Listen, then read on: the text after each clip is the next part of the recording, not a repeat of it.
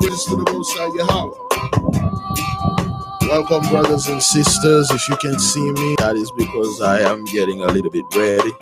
Just enjoy the music. Shalom. I'm almost done.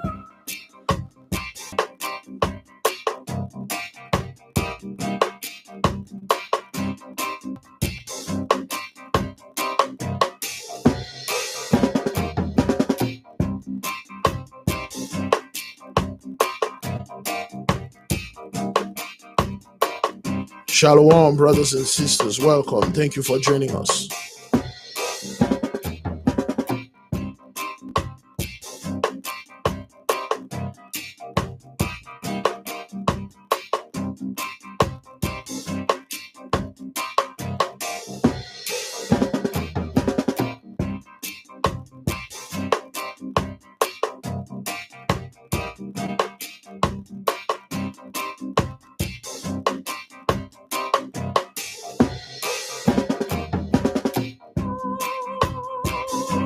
Shalom, shalom.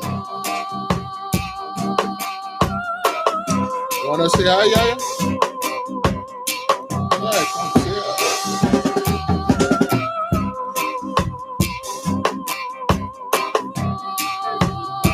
Yeah. My teeth almost fell out. What is it? My teeth almost fell out. Your teeth almost fell out? Let me see. Oh boy, don't bite daddy. Yeah, wait. Hey, her teeth almost fell out. That's right. My daughter, she's changing teeth. All right. Everybody bye. Bye, people. Bye, Yaya. All right, where's my water?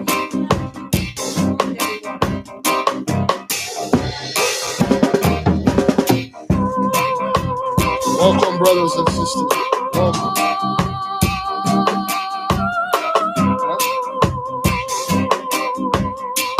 Tomorrow?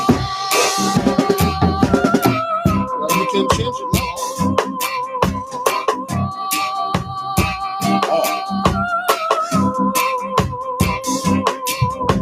Welcome, brothers and sisters.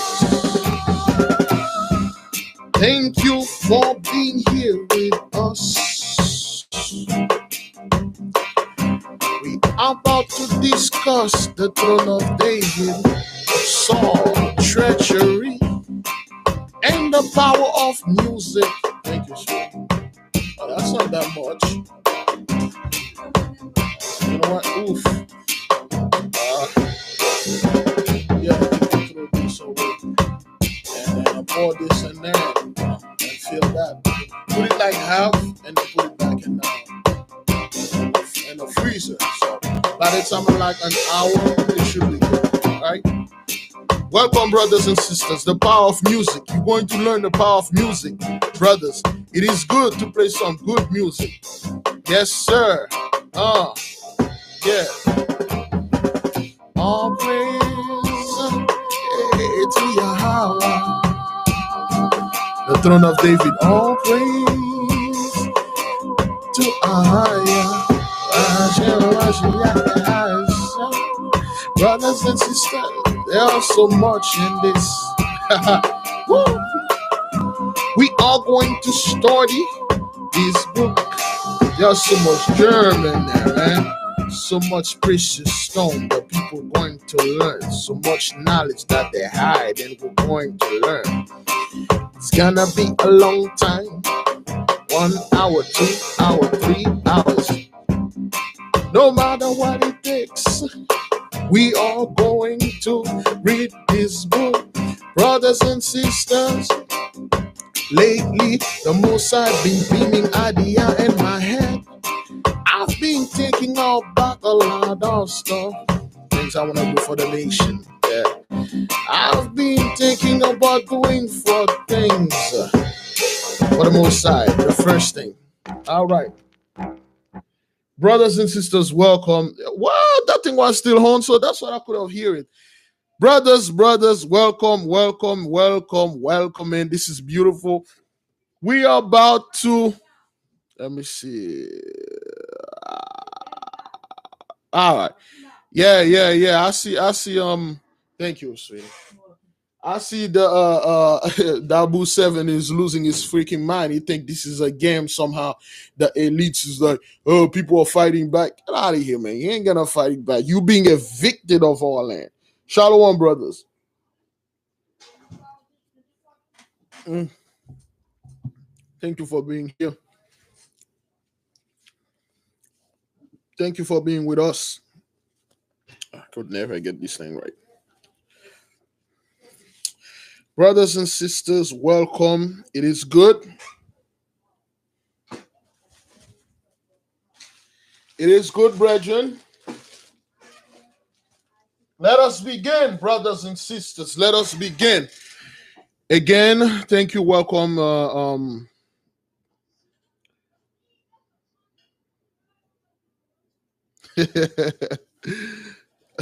Thank you, brother Phil.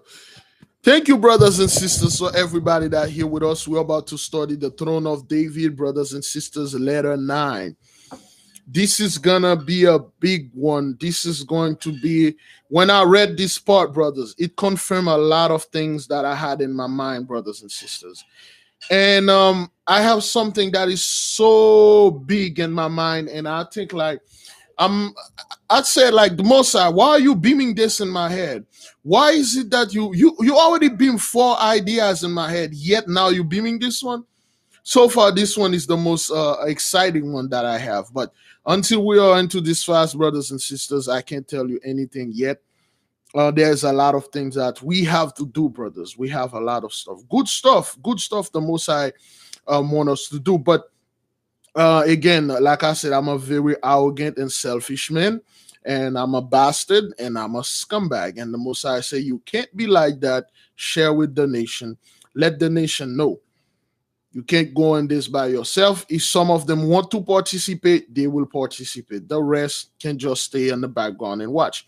Now, brothers, as we know, we're going to this fast. The sun is down where I'm at. I'm pretty sure it's down everywhere, but except in California, we will sanctify the fast at 10, and then we will proceed. And at 10, we will give some praise report. Somebody hold me on to that.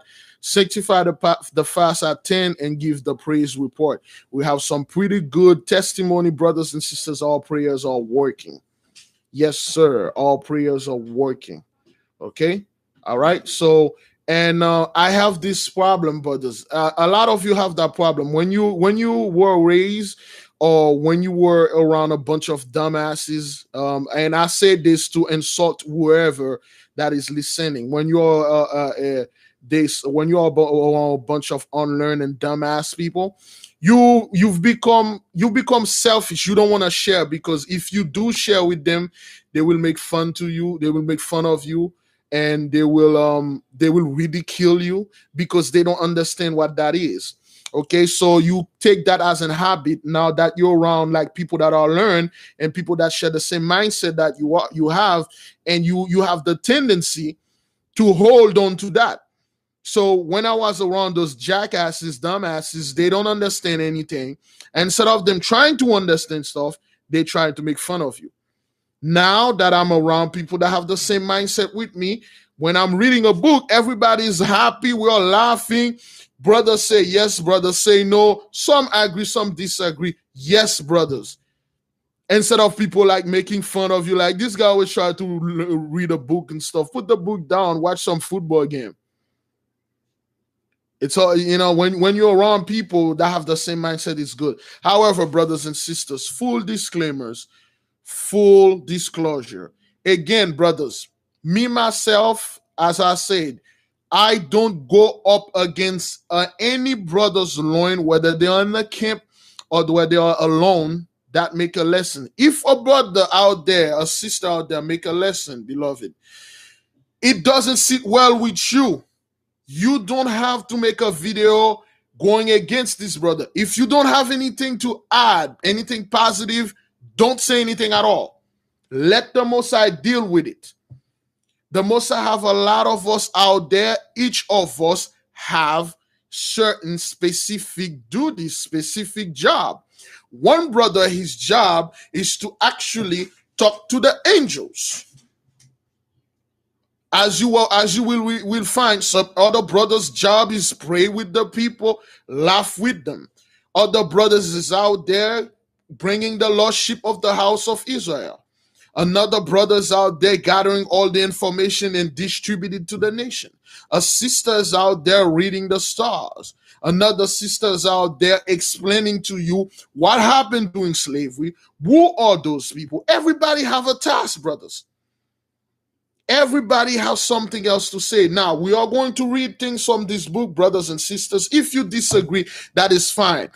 But what I will not tolerate is people telling me this is not what happened. I'm lying. I'm teaching false stuff without even read the book and then stuff. Brothers, if you know another story from another book, please be kind. Email us, say, Brother Big Levi, here's another account I think you should read of what happened. Here's another account that they say, brother, but don't email me and telling me this is not what happened. I'm leading the people astray and I'm a false prophet or anything like that. It doesn't work like that, brothers and sisters. Now, with that being said, for some of us, they will refer to this book as so-called Edomites, brothers. I don't want anybody trying to tell me, okay, the Edomites are this, the Edomites are that. You know Edomites as certain people. I know them as certain people. Let the Most High decide. I know the Ishmaelites as certain people, the Japhetite as certain people. You know it as certain people. You got scriptures, I have scriptures. But with us going at each other, try to prove to each other, it's not. Why? Those people went our books. They change things. They put things next to each other. Okay? They make things difficult. I didn't write those books. They did. They took our father's book. They corrupted. All books, brothers. Now, with that being said, brothers and sisters, let us begin. Now, we know now, brothers, this story I'm about to tell you, brothers and sisters, this has a lot of meaning on it. And like I said, I'm already spoiling that for you. I never, brothers, read anything about any princesses, brothers and sisters. Those princesses are horrible. Any princesses, they are horrible. Queens and princesses. Well, the queen are a lot better because they learned from the mistake that they made as princess. But the princesses are horrible people. Now, brothers, this is Abbasis. He's talking to his cousin, Belus, the king of Assyria.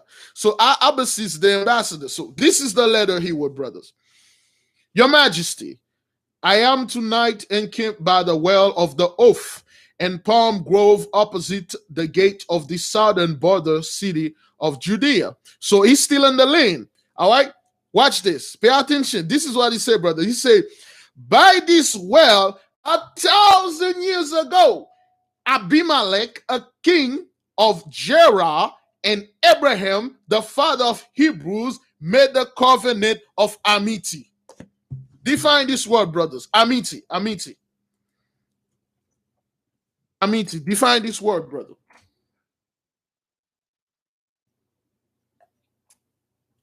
Whoever said water doesn't have any energy can eat cake. All right. Amity. Abimelech, an old man Abraham, made the covenant of amity by the well.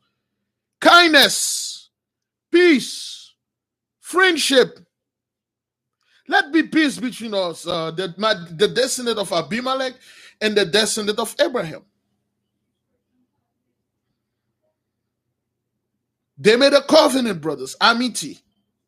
Amicable. Is that what that is? A friendship relationship, brothers. Abimelech was Abraham's friend. He was a Hamite. Friendliness.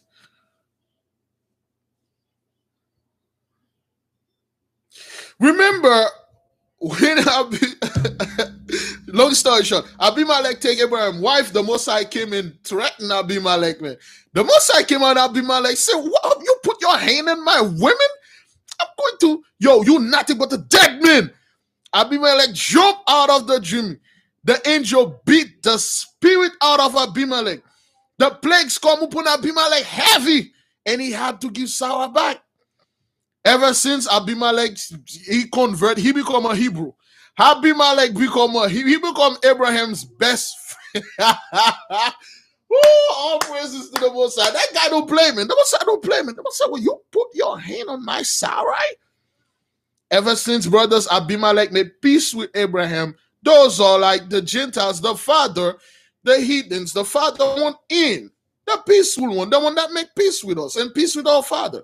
Abimelech, ever since then, he started worshiping idols. He had respect unto our Lord. As you see, brothers, certain of the Gentiles were buried in the same sepulchre of our people. They have respect for the Lord, man. This is going to be beautiful, brothers and sisters.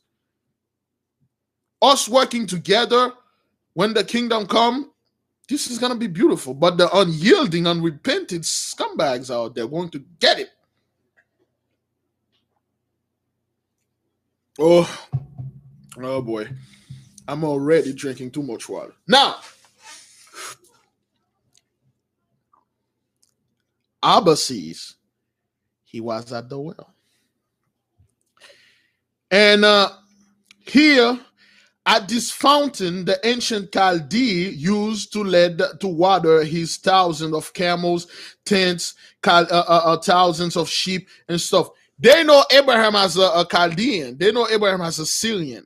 Because, again, he was moving around. So every time he moved to some place, he spent some time there. They thought he was those people, okay? All right? So, now,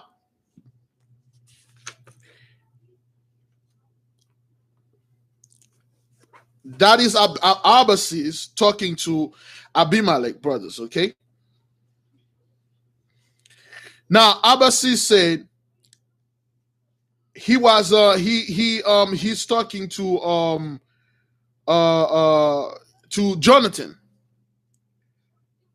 And then his letter say, I feel my Lord. Again, I'm on page 164, letter. It should be letter 8. Letter 9. I fear my Lord, Prince. The king is again healed. Far worse about Abbasis. That's Jonathan. He answered. With a trembling accent, he has again attempted the life of David. This morning he sent for him to play before him. He fearlessly and benevolently, for he is all goodness and love, obeyed. While he played the king a second time, launched a javelin at his head, his face being turned from him. It was not steadily thrown in the passion of the act, but passed close to his cheek, fanning it with its wing. David at once came to me and said, it is necessary that I should leave the king's presence forever. The sight of me increases malady. It is no longer within the power of music to soothe him as it is 2 years ago. So David, he lived in the palace with the king. So he was playing music. King Saul was like, play music. Come on, man. Turn around. Give me your back. Turn around. And David was playing, and King Saul, and he was acting like he all sick and stuff. So now that's what King Saul is doing, brothers. He always act like he's sick, so he can kill David. He's like, that evil spirit is upon me. Go ahead, bring David here so he can play that music. So when David come and been playing the music, and then King Saul, he acting like he all sick. And then once David turned his back, and then he grabbed the javelin and threw it at David. While David turned his back, somehow, some way, his hand shake. And then the javelin missed David inches. The javelin fanning David's cheek.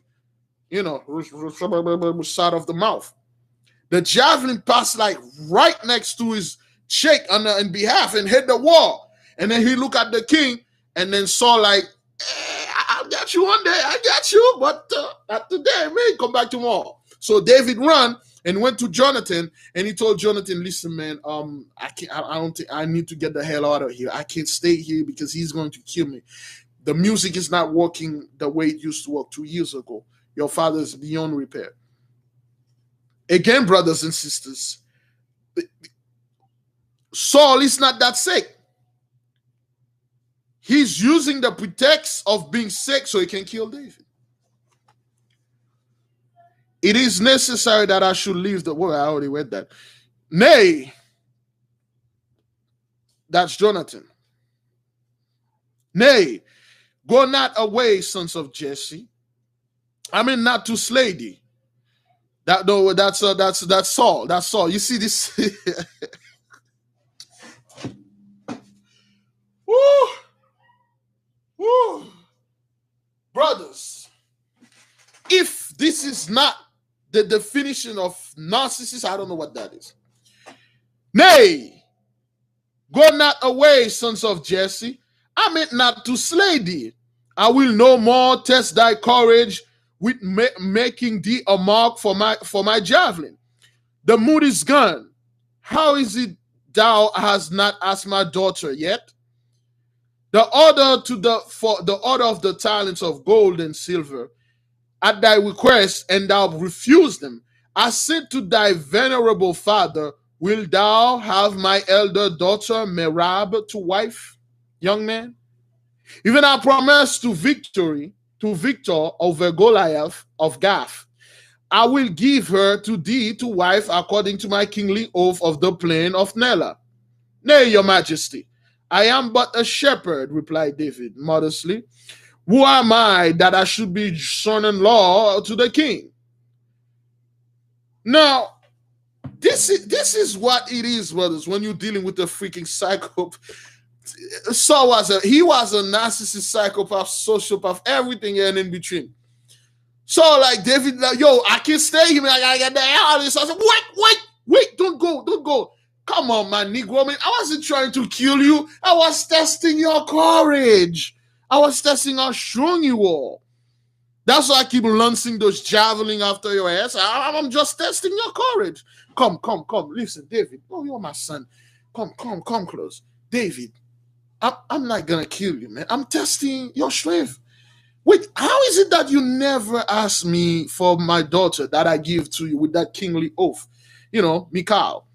I gave you that daughter. How is it you never asked me for that talent of gold and stuff? You got to be freaking kidding me.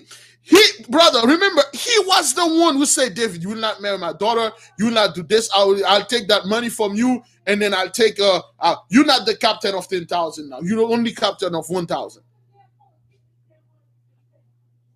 He's the one who take everything away, and then he asked David, why don't you ask me for those things? Don't you want them now?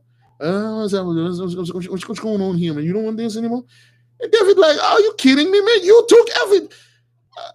Yeah, gaslighting. Thank you, sister. He's gaslighting David. Yo, man, just because I keep throwing javelin after you, that doesn't mean I'm trying to kill you, man. Come on. I'm trying to see if you're strong enough to marry my daughter. Brothers, there's a lot of people like that in our family. There's a lot of people out there that are like that. They're all bosses or people we go to school with. They're sick. I'm not trying to kill you, man. That javelin that I launched straight out your head, I was trying to test if you would have seen me. But you passed the test. Can you imagine if you did fail that test? Yeah. So David was like, yo, man, I really don't want to, do this. So he was telling David, okay, well, I'm going to give you my eldest daughter, Melba. My eldest sister is betrothed to Adriel of Moab. He already married to Adriel, some dude named Adriel of Moab. Isn't Adriel another angel name? Is that what that is? Adriel? I think. If thou givest one of my sisters to David, and let it be Micah. So this is Jonathan. Jonathan said, whoa. Adriel is already given to another dude. If you want to give David one of our sisters, give her Micah. Michal is good to, good for David because, again, a virgin is a young woman, a very young woman. That doesn't mean she virgin or not sexually inexperienced. No, they're just young women walking around, okay? 18 years are young women. 19 years are young women. 20 years old are young women. 25 years are young women. Okay, a virgin. Once you start getting your 40s or 50s, you're not a virgin anymore. Although you could be sexually inexperienced. That's according to that time. You're not, old women in her 70s never been with a man. She's sexually inexperienced, but she's not a virgin. She's not a young woman. Yeah, that's just some crap I learned somewhere. Anyway, brothers, and again, man, the princesses, they weren't all that virgins, so to speak. If thou give us, okay, what thou hast to refuse Merab, demanded the king fiercely, striking his hand upon his sword. Let him take her. So David, David was, Saul was a scumbag. What he trying to do? He tried to give David the worst of the daughters, the rebellious daughter, although all the princes were, straight up, horrible people. But he tried to give David the worst, Melba. And then he like, why can't you take Melba or stuff like that? Wait a minute, you promised me, you give unto, not only you give unto me Micah, I want her. I killed Goliath. And David like, no, you didn't want her. You didn't want her. I don't know. What is this guy? Did you just say you killed Goliath? Is this guy's lying to the king? You see, this is you haters, man. You haters coming over there lie. You didn't kill Goliath. I killed Goliath. Right, people? I don't know about that. Say yes. Oh, I got it. Oh, yes. Oh, call Saul. He killed Goliath. Yeah. He killed Goliath and stuff. He didn't. He's like, oh, I won all the battle and stuff like that and things like that. So he's trying to, man, dude. So anyway, man. Now, Saul, he's putting stuff together. He's scheming. He like, okay, all right. So you say, okay, you don't want to marry Melba. Okay, all right, I got it. All the other lovers in here, who's talking? Saul is talking. That's right. And guess what? I saw the king. If you want to marry Melka, bring me the head of 100 Philistines. Brothers and sisters, he did this. There's a verse in the Bible. Anybody that know that verse in the Bible when he asked David to bring the head of 100 Philistines, and then he said, "If you bring it that, you will marry my daughter."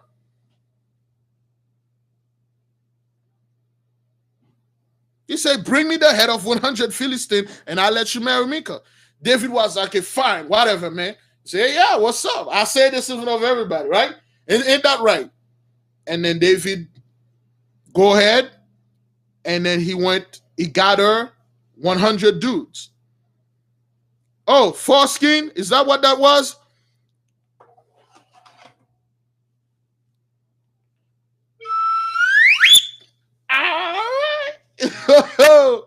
Somebody catch my drift here, but we'll say head, brothers and sisters, okay? Head. Certain younglings, certain people, certain demographic are beholding. We want to be professional. 100 heads. Yeah.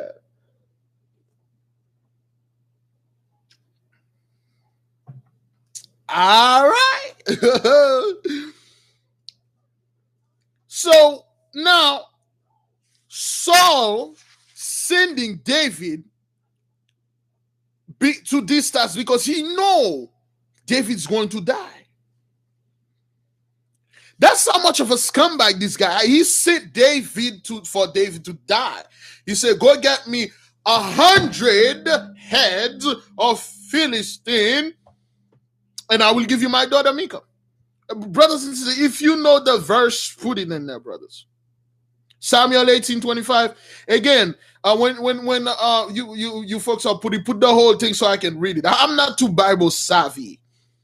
1 Samuel 18:25. And Saul say, "Thus shall ye say to David the king, deserveth not any downy, but 100 heads of the Philistine to avenge of the king's enemy."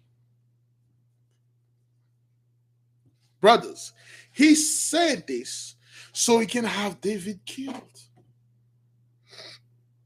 How do you find Philistine? You have to go to the city of Ekron.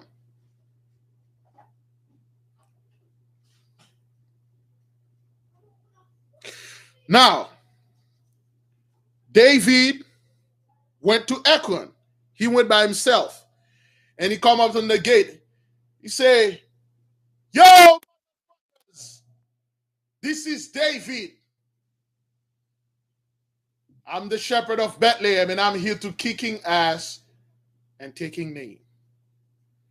And the guy that was on top of the bridge, he looked, he's like, holy, this is David. That guy run like hell. He run straight to the king of the city. I forgot his name again. All right, so let me see. Let me see if I can get the name. There we go.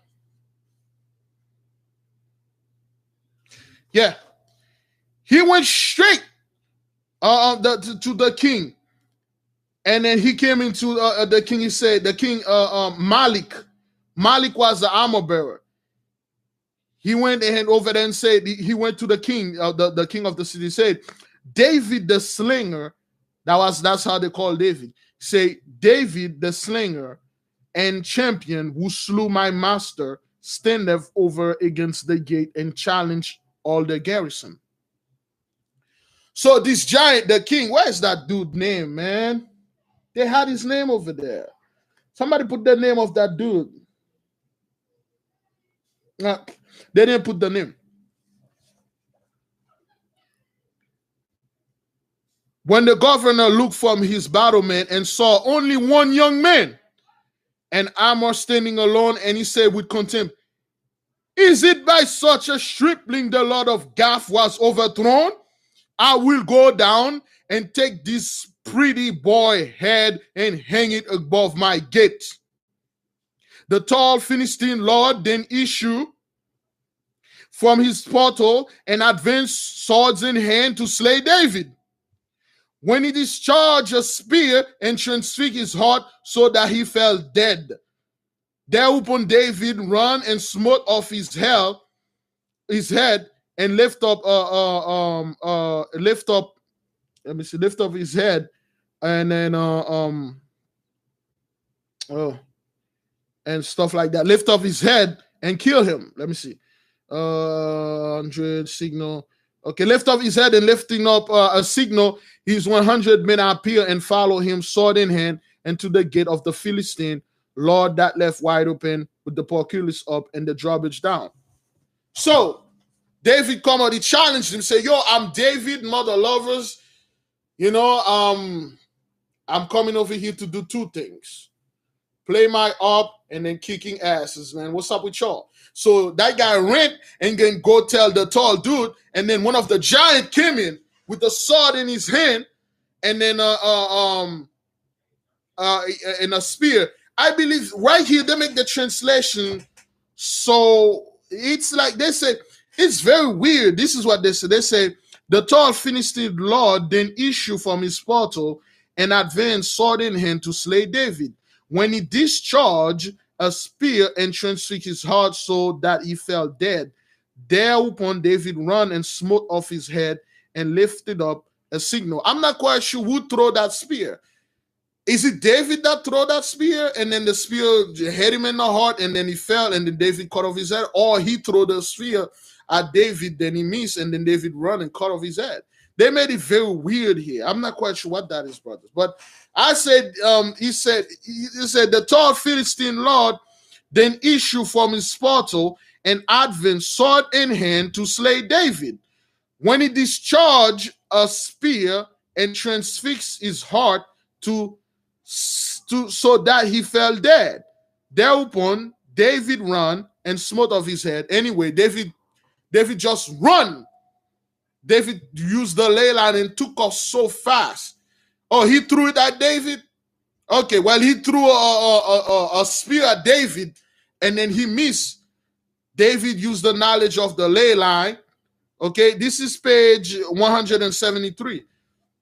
Okay, this is a page one, and then David run, and then David cut off his head, and then David grabbed the head and lifted up, and then the 100 men that was hiding with David, they all run to the city. They start massacring people, brothers and sisters. They start killing people left and right, left and right. They caught every man, every 100 of them that were there. Every man take 2 Philistine head, so to speak. All right, in the Bible, they say something else, but, we say head here, okay? He took 200 of them.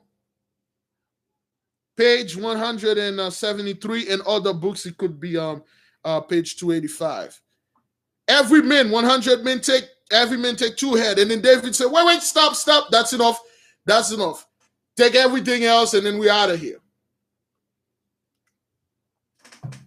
So David went to Saul, and he come up. He called Saul out. Say, Your Majesty, I have returned from the battles. Here is it. You asked for 100 heads. I bring you 200. And then they just threw the heads in front of his feet. And then King Saul stood up. All right. And then he looked around. Everybody's like watching him like, what you did say if he bring 100 head, he bring 200. So every captains, the high guard, and the noble company, everybody was here watching Saul. So that was the only time, brother, Saul don't let his pride. He didn't want to embarrass himself. He calmed down a little. He calmed down. Okay. So, David, follow me. He was so embarrassed. He didn't say anything. He just said, David, follow me. And then David following him with a safe distance. David is following him. He's going, he's working. And then he went to Milcah chamber. He said, come here, daughter, Milcah. Give me a second. He said, come here, my daughter, Milcah. And then he took Milcah's hand, he put it on David. He said, hey, she's your wife now. Go ahead, get her. You happy? Boy. So now that you not only you steal that glory for me in a battle, now you stole my daughter too. Is that what that is? This guy's hating on me, man. You're hating on me. You stole my daughter now. And stuff. David say, man, I want her with fair and square. And she's like, yes, daddy. He wanted me. Whatever, man. Next thing you're gonna try to steal my kingdom. Is that what that is? Is that what it is, little Negro? You wanna steal my kingdom now? This is like what you make this the off with me. And then he went, brothers, listen. And then he left. Now in the leather, brothers, in the leather, they cut, the story is cut. Now David is about to marry Milcah. All right, the story cut.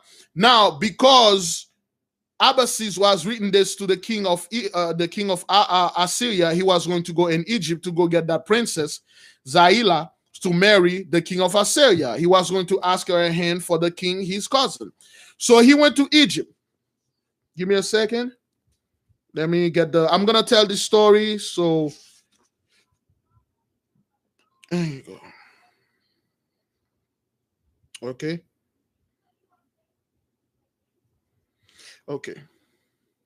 All right.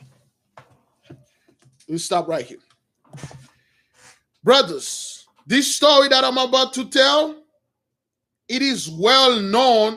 Some of you might know this story because it happened so many times. Back home in Haiti, this story is all over. People know this. Actually, as a kid, when we were growing up and, try to talk to girls, this story was a lesson for us. Now I just realized that. I didn't know where that story came from. If it was in the Bible, let me know, brothers. Abbasis went to Egypt. He went with 200 horses, brothers. He about to ask the princess, the king, princess, hand to marry the princess to Assyria, the king of Belus, the king of Assyria. So he went with 200 camels, 400 goats, and all that, a bunch of things, kingly princes, gold, silver, diamond, precious stone, fine twine, linen. And then he's moving to Egypt. So when he arrived to Egypt, and then he said, my king, king of Egypt, how you doing? May the king live forever, all that crap. And then he nearly said, my king, I am here. My name is Abbasis, and I am the ambassador of Assyria. The king Belus sent, and he wants to marry your daughter. This is a gift for you. This is a gift for the wedding.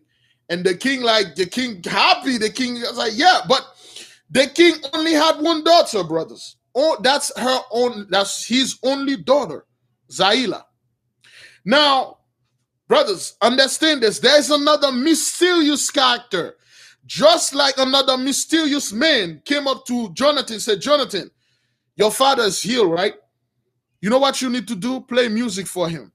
Have some dude that is really good at playing music, and then the spirit will move away. One sister sent me an email. She said, I said this good dude could be Negogen. The sister said that guy could probably be Merlin. And I'll take that on. Yes, I will dub this guy Merlin. Because Merlin, this is actually describing Merlin. A tall, dark-skinned dude with a giant beard. And he said something, brothers, so specific, it works. That was another way for the Mosai to bring David in. This is another account. Now, the king gave her daughter everything. The king pampered her. She was his only daughter. The king gave her everything. Okay? And then the king made sure every day he made her study. He had people study with the daughter and stuff. Ask her what she wants. And then the king like, yes, I gave my daughter everything. And the king like, oh, you know what? I don't know. Let me make a declaration out there. Anybody that can come up to the king and tell the king what to give his daughter, what the king haven't given to the daughter to make the daughter happy, I will give this person a nice golden ring worth a lot of money. I will give that person a nice robe. I'll give him a house and a bunch of money. They make a declaration. Now, there was an old beggar, so to speak, a homeless person, always sitting by the temple of the Osiris. And that old person, this is of the Mosai, man. That old beggar went inside and said, my king, may I have an audience with the king? May the king live forever. Yes, my king. You make a declaration that you want your daughter to be happy, and then you give your daughter everything, and you think she's happy. You know what you haven't given your daughter, my king? And the king said, what is it? You haven't given your daughter a husband. And then the king jumped out of the chair. The king, that's it. That's what it is. That's what that was. My daughter need a husband. He said, old beggar, you are a very wise man. Okay? He said, the beggar, you are very wise. You know what? Give this beggar a ring, a robe, a house, money, whatever. So when the daughter heard the news, the daughter was like so happy. And the daughter was like laughing. She said jokingly, and she said, oh, give me a second, brothers and sisters. Sister Denise, yes. I got it, sister. I am going to show it. At 10 o'clock when I'm sanctified the fast. Hopefully I don't embarrassing myself, but I will show it. I thought that thing was so easy. I tried, but what? That's the most difficult thing. So, but anyway, Sister Denise, I will show it at 10 o'clock when we sanctify the fast.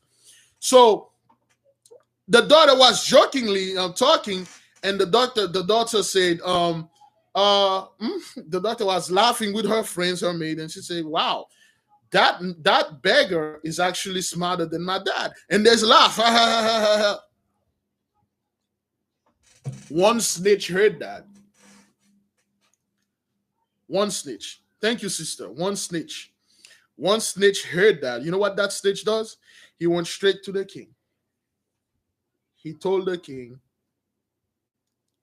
your daughter said that freaking beggar is smarter than you.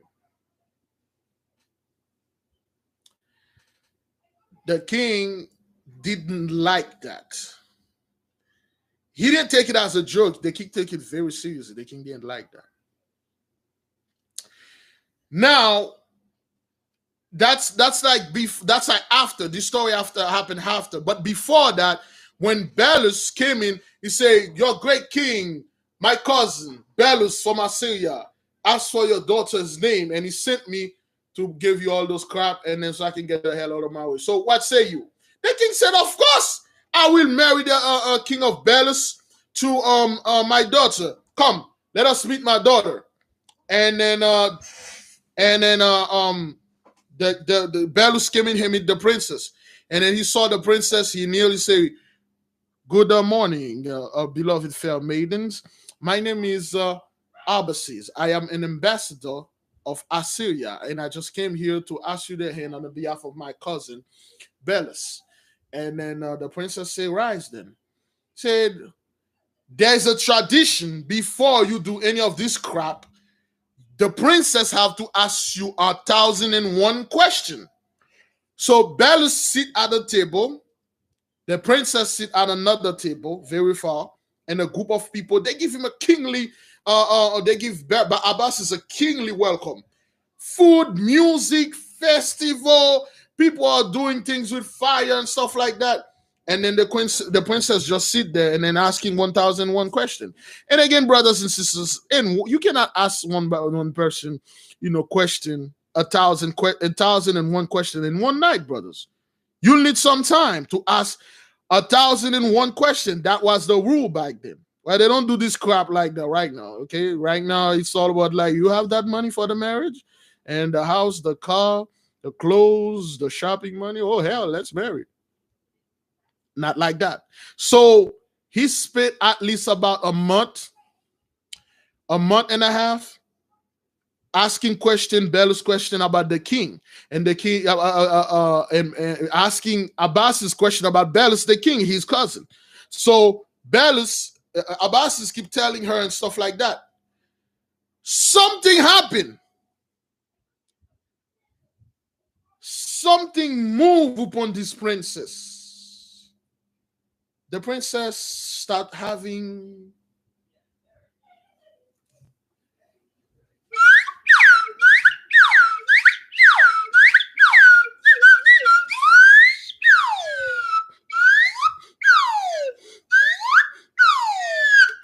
Yep. But Abbas was unaware of that. The princess drew in closer, and closer. Abbas was clueless. He was like, "Oh man, my king, man, he's my cousin. Oh, we went as a kid, we okay, all right." And the princess called her maidens and her friends, and they start talking. I don't know about this. I don't know about that Belus guy, but Abbas is on the other hand. Oh my God, he's so cute. My heart goes to him. I'm gonna marry him. I don't care. I will marry him. I don't care. I'll marry him. Abbas is unaware of that. Brothers, again, like I told you, man, those princesses, they weren't that virgin and stuff like that. They were horrible people. Okay? So Abbas is sending letters saying, "I don't know what's going on, my king. I was supposed to come here, but the king doesn't want to give me an answer. I don't know what's going on. Probably some type of holiday is coming." So Abbas is sending the letter to his cousin Belus in Assyria. He's in Egypt. So now the king went to the daughter, said, "Beloved daughter, what is it? What's your answer?" The daughter said, "Daddy, I love you and all that, and I love everything. So my answer is I don't care if you those princesses were like cocky. I don't care if you like it or stuff, but I don't want to marry that king." And the father like, "What? What are you talking about?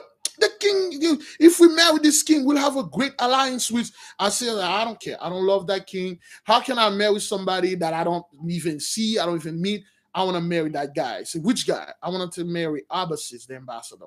The king like, "What? Are you serious? You find to marry a king? You choose the servant?" She's like, "Yeah.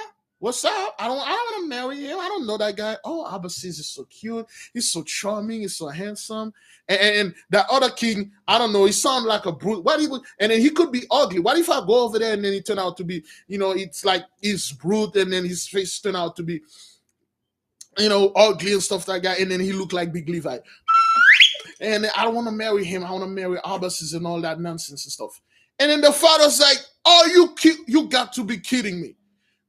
I already made my decision for you, daughter. You will marry the king. She said, no, I will marry Abbasis. And the king said, he already made the oath. And the king said, I don't know what to do. I don't know what to do between you and your mother. You know what? I don't know what to do. Brothers, this princess was so crafty. He went to the father. It's daddy. I don't want you to. Don't you love me, daddy? I love you, daughter. Do you want to leave? Do you want me to lose? And he said, no, I don't want to lose you, daughter. Listen, daddy. If I marry Abbasis, he's an ambassador. He will be your son. You don't have a son. And Abbasis' turn you will give the scepter to Abbasis, and Abbasis will be your son. He'll be the king. Now, I'm not going to go over Assyria where you're not going to see me, daddy. You're not going to see me if I go over there. But if Abbasis marry me, he's going to stay here. He's going to be king. He's going to be your son, and I'm going to be here. We're all going to be happy. The king jumped. The king jumped. The king said, yeah, all right. That is good. I will marry you to Abbasis. Brothers, understand this. This is all of the Lord. This is all of the Lord. Understand how the Most High moved the chess pieces, brothers and sisters. How the Most High is moving the pieces. Excuse me. Now, Abbasis have no idea what's going on, but he's like, something is weird. I don't know. You know what? I planning to spend 2 months over here, but it's been like 4 weeks and stuff like that. And then he's saying 3 days, I'm going to ask the question. If they don't give me an answer, I don't know. I'm gonna leave. And the story stopped right there. We'll come back to that. All praises to the Most High. We'll come back to that. We'll come back to after 3 days, brothers. Now, we're back in the letter. We're back after King Saul give Micah to David for a wife. All praises. So, the week following the marriage of David, the Philistine grew brave enough to invade the land with a force of 4,000 men, and even menaced Bethlehem.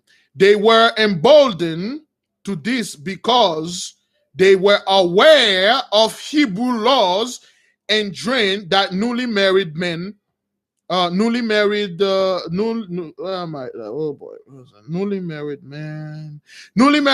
be not sent to wars for 1 year after his marriage. The prowess of David alone had without question hitherto kept them aback. The 20th day after his nuptial, news come to that a company of the Philistine had carried off the flag of Jesse, his father, and slain one of his brothers. So what they did, brothers and sisters, what the Philistine does, they know our law. They know there's a law in the Hebrew community that say if a man married, this man cannot go to war after 1 year. He needs time to know his wife. Our honeymoon, brothers, originally last a year. Instead of one night of a quick, but it used to last 1 year.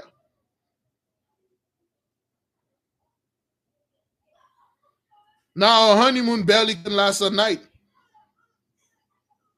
They did the tonight, tomorrow, both of us go to work. We barely. People barely.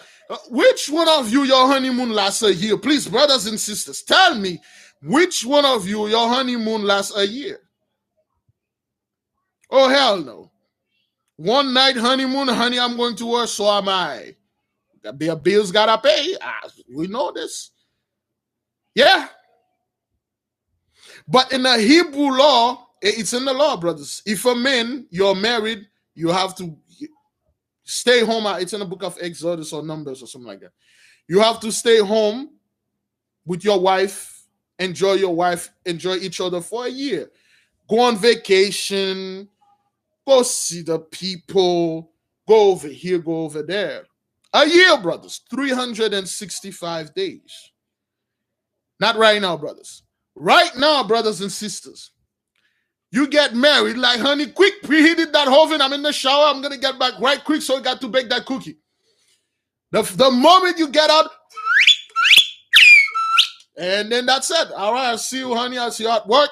We got to pay the bills. They're not moving it because you're on slavery. That's what that is. 1 year. The Philistine heard that. 20 days after, brothers, they took 4,000 men, sword and stuff.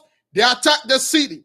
They knew for a fact the only dude that can kicking and taking name is David. And then they run into the city. They went to, you know what they did, brother? They went to Bethlehem and the hometown of David. They plundered the town. They killed one of David's brothers.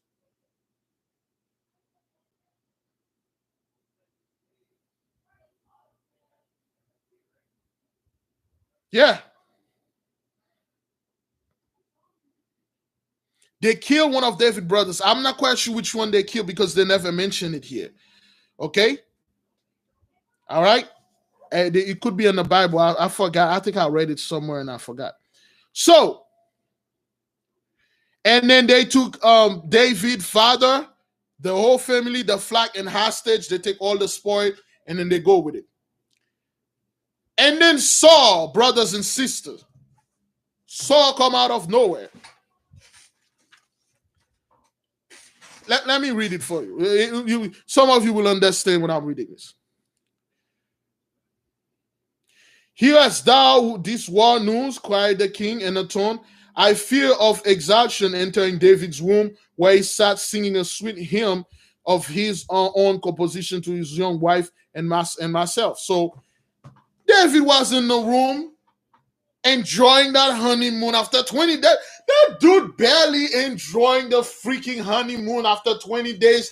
Dude there playing a little harp to his wife singing, oh, sweetie, that oven is so nice. I like those cookies that you... Boom, the door opened. Saul came in the room. So you act like you don't hear anything. You act like you don't know. You act like you sit there playing your little harp with your wife and stuff while you let those Philistines over there doing stuff. And then David was like, what the hell is going on here, Saul? Man, I'm here with my wife. And then you come out of nowhere. You enter my room and say, okay, whatever, man, whatever. So you just gonna sit there, right? You're gonna sit there with like a little girl. I'm singing about good that oven is and stuff. While those guys over there, they kill your brother, they took your father, they took all the spoil, and then they're good. Is that what that is? You know what? Fine. Just sit there. Let me go get my sword. I'm gonna go kill those Philistines. David jumped and said, what? They did what? And Saul said, I don't know, man. What you gonna do? What you gonna do, Negro? What? You need my help now? Is that what that is? David said, I'm on my way. David run, get 400 of his men, and then went to Bethlehem. And then he went to Bethlehem, brothers and sisters. Yeah, Saul was a massive Worcester blacker, man. That guy blacked so many Worcester, boy. He black, so that's what Saul is. He's a massive Worcester blacker. He came over there, he just kicked the door open. He didn't even say, hey, what's going on in here? He just got in here and say, oh, so is that what that is now? You're playing like a little girl? So David run with 400 men, and they caught the Philistine brothers and sisters. They killed and massacred them. David killed all of them. And David rescued his father and all the spoil.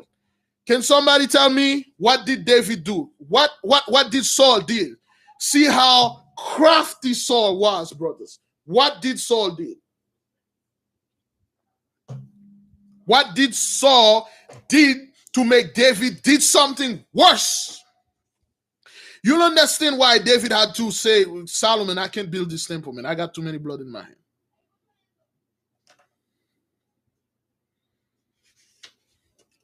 I'm just waiting on you, tell me what Saul make David do.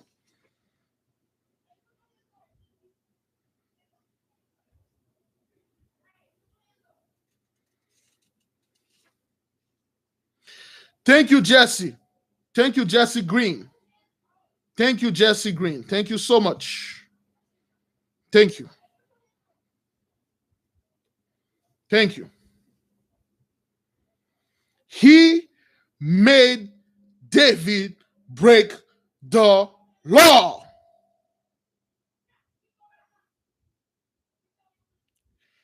He came up to David, brothers and sisters. He made David break the law. That's the law, brother. David killed those men in his anger and his rage. He break the law. He should have never go to war. Brothers, when things like that happen, he break the law. He saved his family and stuff like that, but he did break it. He break it in rage because of Saul. Yeah, that's what David does. That's what Saul did. After 20 days of David's marriage, he had 345 days to wait. A year after that, he would have not break the law, but he did because of Saul. What Saul did. Now, brothers and sisters, Jews and Gentiles alike, I understand each of us have certain lectures. Each of us learn different way. Some people learn that way. Some people learn this way. However, we are here. We are peacefully, brothers. We are learning together. I don't want anybody start fighting in the chart, brother, in the chart room, because this part of the story that I'm about to say, brothers, is going to be very uncomfortable for some, and it's going to be comfortable for some. Please don't fight. Let us just laugh and keep moving. This is what happened. David come back. He broke the law. Okay. Now you have to be, well, now come on, you not to be smart, but you have to be aware of the law and see David went in his anger, he massacred those men. Okay, quote unquote, unrighteously. Yes, he did a good thing, he saved the nation, but he broke the law. Okay, there's recompense when you break the law. It may not be something like that, brothers. The Most High really don't care about it. Okay, the Most High really don't care about that. He understands that. He really don't care. However, you break the law, man. You'll get a ticket. You take a red light. The cop understand you take that red light because you were home, but he gives you a ticket and stuff like that. That was Abba's reading a letter from Jonathan, and Jonathan was telling him while he was in Egypt what Saul was doing in Judea, because Abba's left Judea 2 months ago. He's still over there with that princess. Okay, he was gonna ask after 3 days, what's the king answer? So while he was reading this letter, there's 2 other epistle that is cobbled up in the letter. Okay, so and he look at the letters, and then he like, wait, and he instantly recognized the handwriting. He said, wait a minute, I know this handwriting. This is Aleph, the David Jonathan armor bearer, but his mother was a Levite, so he has the habit of studying with his uncle, which was a Levite. So the Levite, they write a lot. So Aleph was translating sacred books, so he got a nice handwriting. So he wrote it. He said, this is from Aleph. And then Aleph said, my king, my master, my lord, Abba says, forgive me. I did not have the right to write you this letter. Please forgive me. But I have to tell you what happened. This is what happened.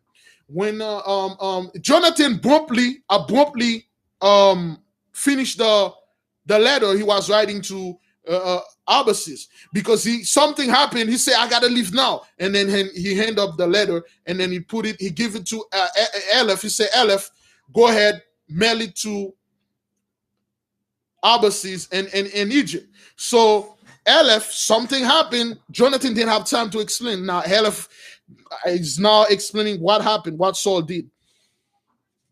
Aleph said, after David went back and get his family and the spoil and brought them back, the whole town was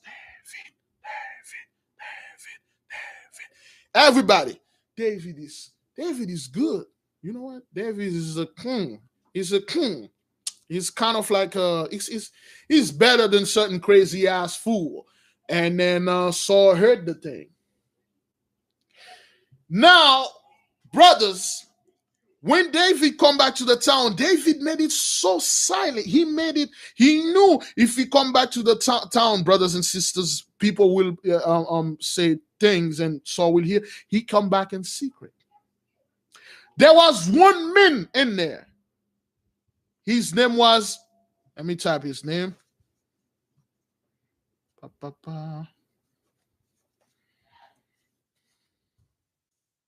This guy.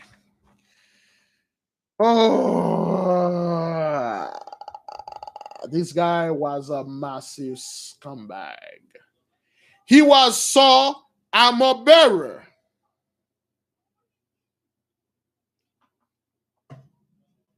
I'm out of water. Buffering? Is it buffering? Please confirm. Confirm if it's buffering, if it's good now, so I can move on with the story. Boy, I'm out of water. Okay. We're good? All right, we're good. We're good. Okay, well, some people type 2. That means okay, good, good. Now, this guy, Doeg was an armor bearer. He was an Edomite. He was Saul armor bearer. Again, brothers, this is of the Mosai. The Mosai is doing this. Do you remember Lord of the Ring, brothers and sisters? Do you remember that king that was so sick and they got that guy? His name was Grimace or Grima.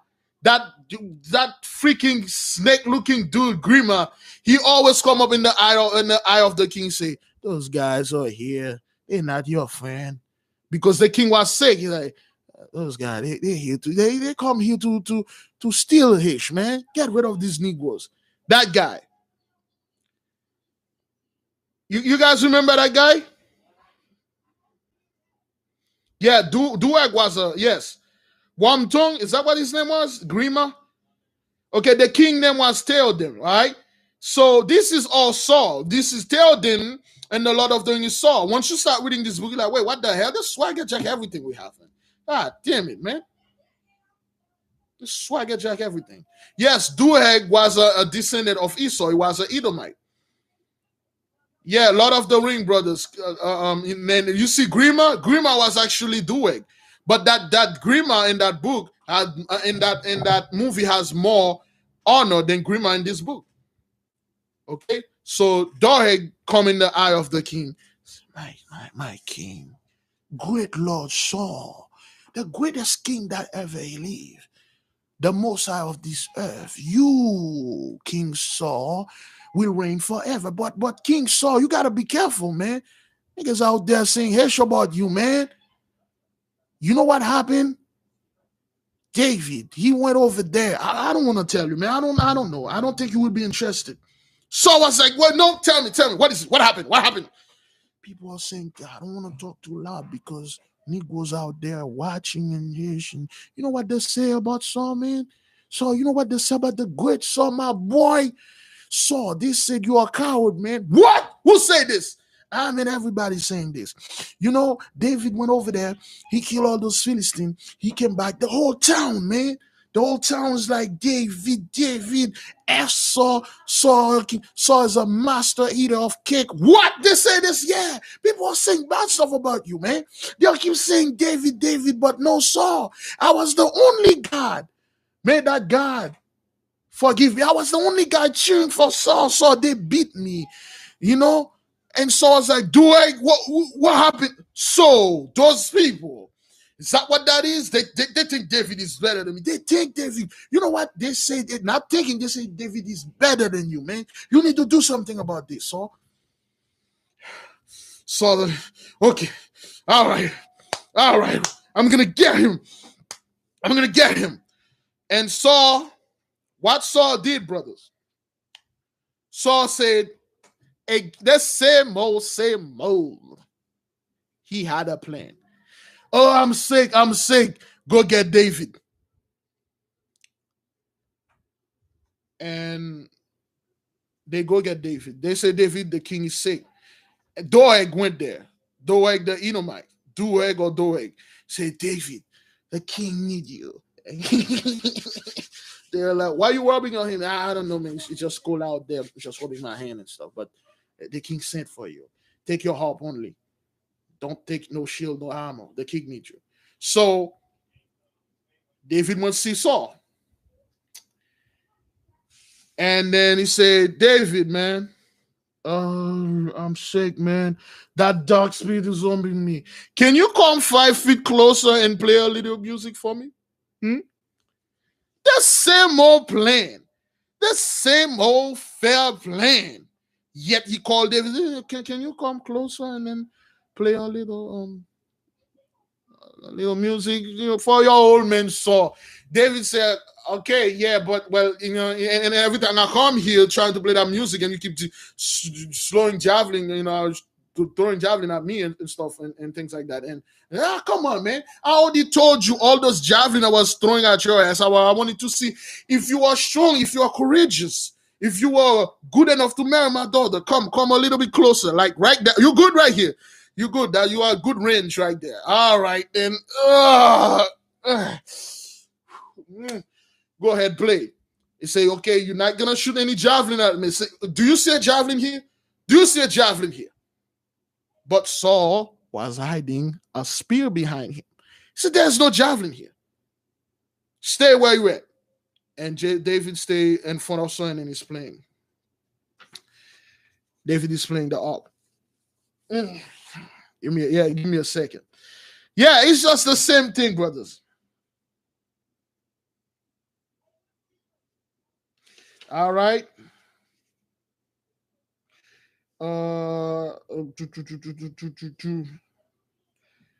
Okay. Let me see. There's the Saul says something. There we go. Okay. All right. David is standing right in front of Saul. He's playing. Saul made him standing like close. And then Saul had a giant spear behind him. Usually he like throwing javelin, but the javelin like to make noise. They like to make whistle noise. When you throw them, you can hit whistle noise. So David is singing. David said, oh, give thanks unto the Lord of gods, for his mercy endure forever. Oh, give thanks unto the Lord of lords, for his mercy endure forever. To him who smote great kings, for his mercy endureth forever. To him who slayeth our enemies, for his mercy endureth forever. And then Saul say, then let the mercy of the God of gods save thee.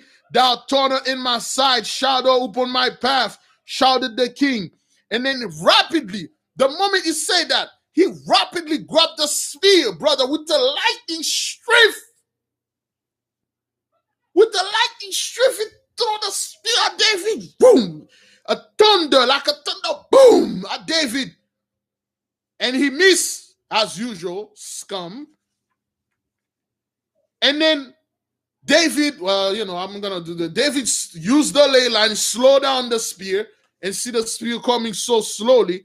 And then he moved out of the way. And then the spear hit the wall. Boom! And so like, God dang it. Why I keep missing? After him. And then he go after. First of all, brothers, he promised. He said, I make a kingly oath. I will not kill David. Everybody heard that? All right, so we know we heard you.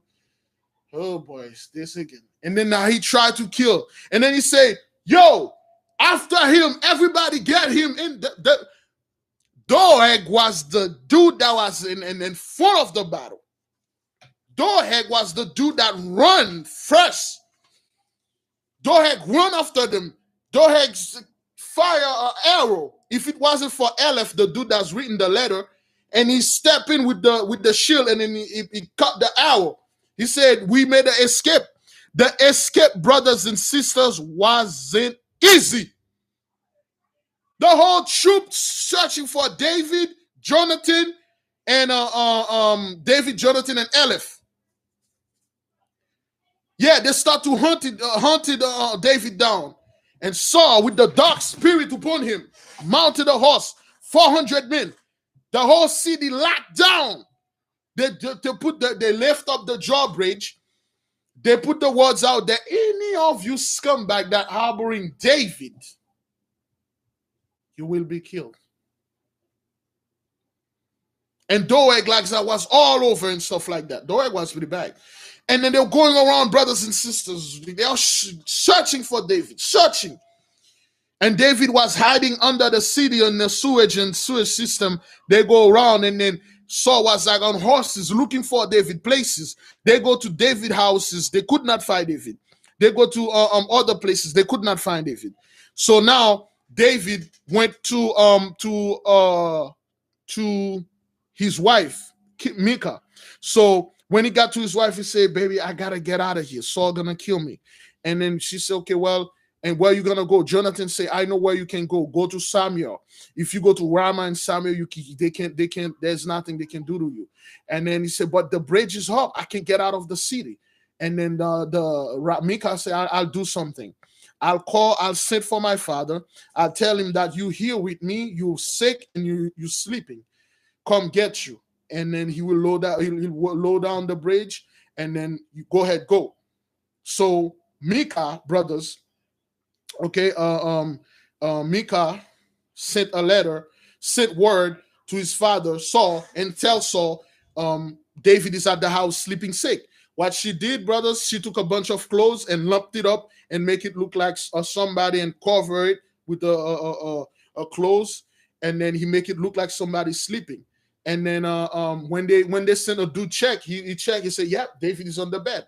So the signal went down, the bridge went down. Every soldiers they sent Doeg to get David. Every soldiers is approaching, circling the house. Doeg was the dude with his sword first. That Edomite fool. He was the first try to kill David. And then they come in the room of Micah. Saul came in the room. Saul, he knew David could kill him. He ain't no fool. He tell Doeg, hey, go first. Doeg like, yeah. Doeg is approaching with the sword. He saw David. His heart is beating. His heart is beating. He grabbed the shit and pulled it. Ah! What? Oh, mother. He started cursing, and then Saul get in the room. Saul, what the hell? What happened? Did he kill you? Did he kill him? No, man. Look at this. Saul came in, and then Saul like, holy mother. Saul turned around. He go to his daughter. It's like, you got to be kidding me. You just like your mother. You know what? I'll kill you, you whore. I'm going to kill you. I knew this. I made you marry him so you could be a snare unto him. So you can bring him to me so I can kill him. You just like your mom, you rebellious women. Why did you do this? And she said, Father, have you no shame? Have you no shame, Father? David didn't do anything to you. Jonathan came and said, yes, Dad, he didn't do anything to you. David is the one who brought us peace. David is the one for 40 days, Father. The Philistine came in. They did things. They talked to the nation. They defied us. They defied you. They defied the kingdom. They defied God. David came in, Father. He's the one. And while they are Jonathan and Micah are buying time. And then David escaped and went to Ramah. And then he went hiding with Samuel. Brothers and sisters, while I'm telling this story, give me all praises to the Most High for Samuel, man. Samuel didn't play, man. I understand now why the Most High have those Levites separate, man. They know things you don't know, brothers. They know things you don't know. Give me all praises to the Most High, man. You see how Samuel didn't play. You know what? Now I'm starting to slowly like Samuel instead of Isaiah, man. Samuel didn't play, man. All praises, man. Samuel gonna say, is that what that is? Is that what? Okay. David went hide with Samuel in Ramah. So Jonathan was there, explaining to the father, buying time. And then Saul was standing in the darkness, like he was standing with the sword, and he said, I'm gonna kill you. He tell the daughter he's gonna kill her. He said, Daddy, you can't do this. And not only you want to give your daughter and make your daughter a widow woman, and then now you want to kill her too?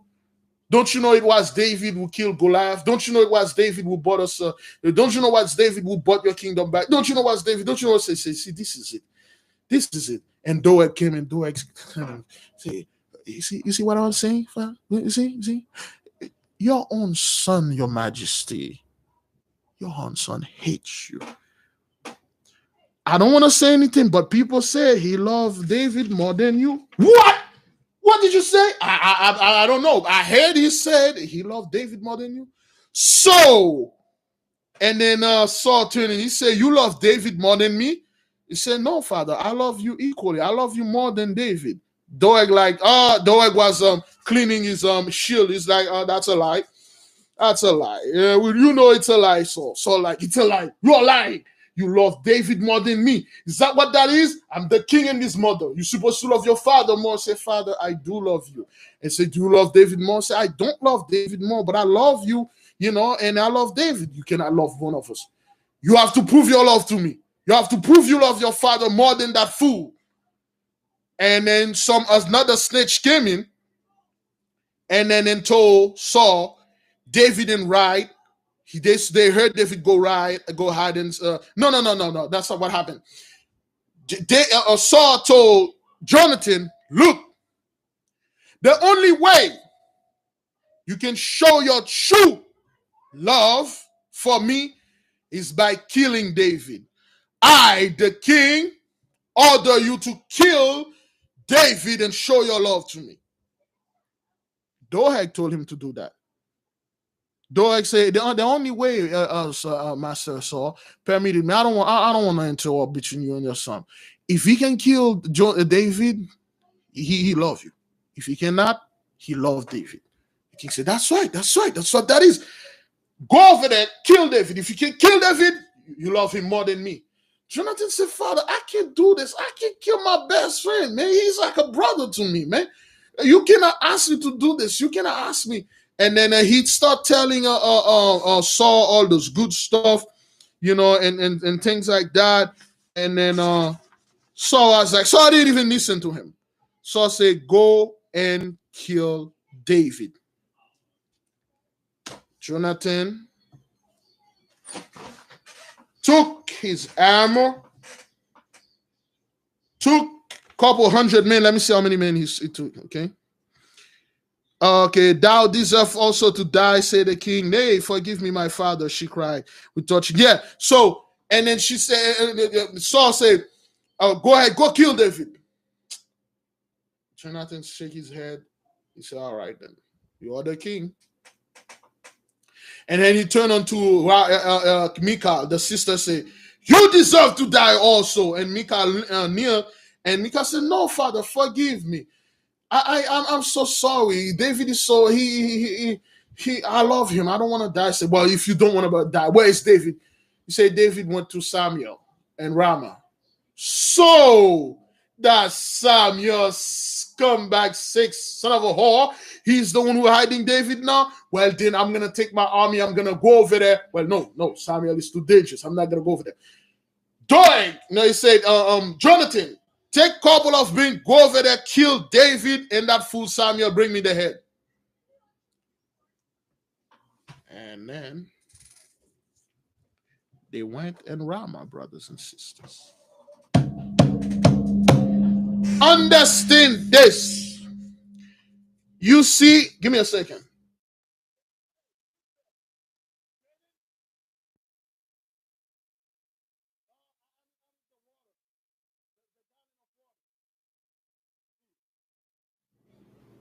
Now,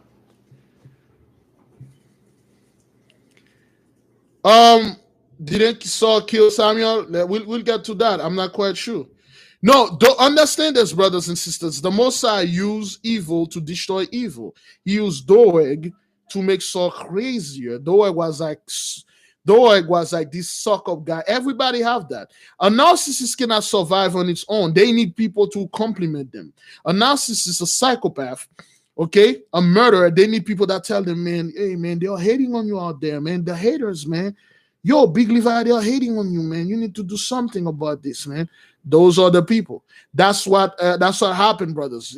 The Most High did this. Understand? Put it in the refrigerator because there's no room to freeze them. Yeah. All right. There's no room in the freezer. Okay. All right, let's go. All right, give me a moment, brothers and sisters. There we go. Put it right here. Drink a little water.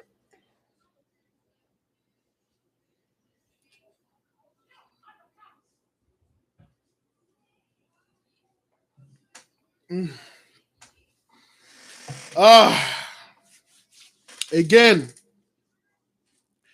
whoever say water have no calorie, no energy, oh boy, I will go to the bathroom and bake you a nice steamy cake. Anyway, brothers, in order for a narcissist to survive and thrive, they need somebody that always be there and telling them, "Oh, suck up." You know this, brothers. You work with people like that, man. You work with people, they'll suck up. Oh, man, you say, that's right, man. Yo, people are saying things out there about you, man. You need to do something, dog. You need to work, do something, man. Boss, those guys said, man, they are sending stuff to corporate. They are about to, you know, they're about to fire you. This guy gonna take your place. Oh, what? Oh, this, oh, that. That's what those people does, brothers. Now, Saul told Jonathan to go kill David, his own boy. Jonathan said, okay, remember, David is anointed. You can't really, just like you cannot touch David like this.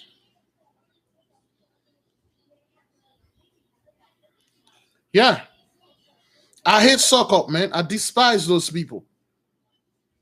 Always, they'll do anything, brothers. They lie to gain favor of the narcissist. They lie to get $1 more, 50 cents more. They lie on you. They snitch every little thing. Yeah, okay. 10 o'clock, brothers and sisters. It's 10 o'clock. All right. 10 o'clock, brothers and sisters. Let's take a little break and sanctify the fast. And then the beloved sister Denise sent me this because, oh boy,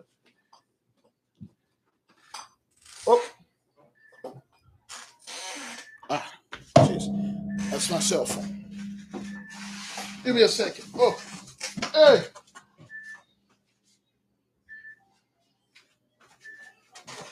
Okay. Because I was using this to sanctify the fast. That's my daughter's stuff. So I broke it, and then the sister saw that, and she said this for the nation. Brothers, this is a shofar. This thing is not easy, brothers. It's not easy to blow, brothers. It takes skills to blow those things. I was surprised, brother. I can't blow this thing. It takes skills. All right? By the power of the Most High vested in us, we are calling upon Abedel to come and sanctify this fast. May the Most High look upon this fast with respect. May He have respect upon it. May the Most High deliver us with that great delivery. All praises to the Most High. Thank you, Abedel. All right, I got it.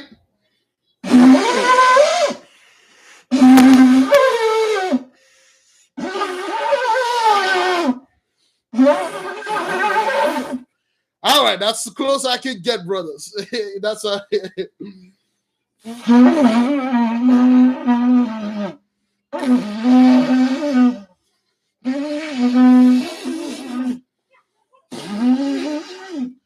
All right, I keep practicing. All right, you calling the lions to come in? Where that thing at?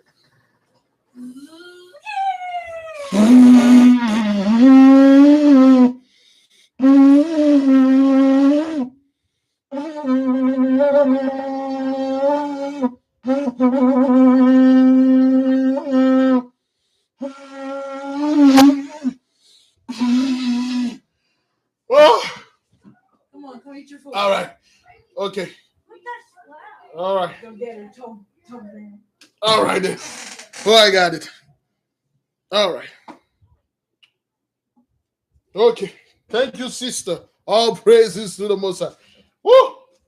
That thing takes skills, brothers. All right. Put it in my chauffeur bag.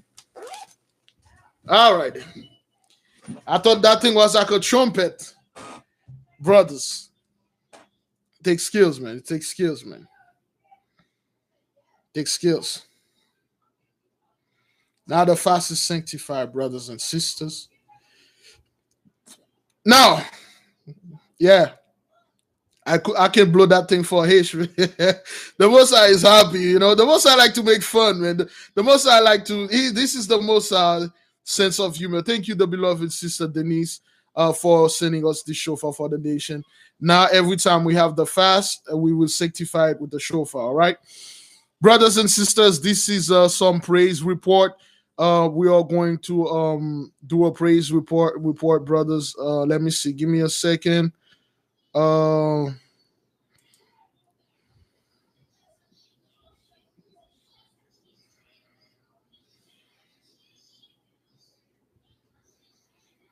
Okay. All right. All right. This is a praise report, brothers and sisters, from Sister. Wait a minute. Sister Marva. All right. The beloved Sister Marva want the nation to know what's happening. Okay. All right. This is the letter that she sent for the nation. Hello, Big Levi. I am participating in the 40 days fast. Since I have been fasting, the Most High has answered one of my prayers. My son was hired on a permanently. My son was permanently hired on the job he was tempting on. The Most High is working on a prayer I pray for my daughter. I am asking for prayer for my 76-year-old mother who was just diagnosed with COVID this past Friday. Pray for me and my siblings as well. We were out by her side in her home, getting her ready to go to the hospital. She was not hospitalized. Thank the Most High. She had gone through the roughest part of it, self-treating at home. I appreciate the work you do, the Most High, and I look forward to your posts each day. All praises to the Most High. All right, brothers and sisters, all praises. Give the Most High all praises. All right, our prayers are working. The nation are giving the Most High praises. Okay, all right. Okay. All praises, brothers and sisters. Yes. Now, give me a second. There's another praise, brothers. Okay. Okay, the sister, why I'm not.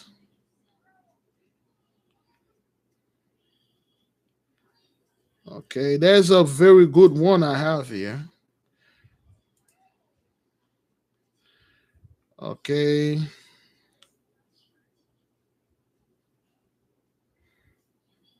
Mm-hmm.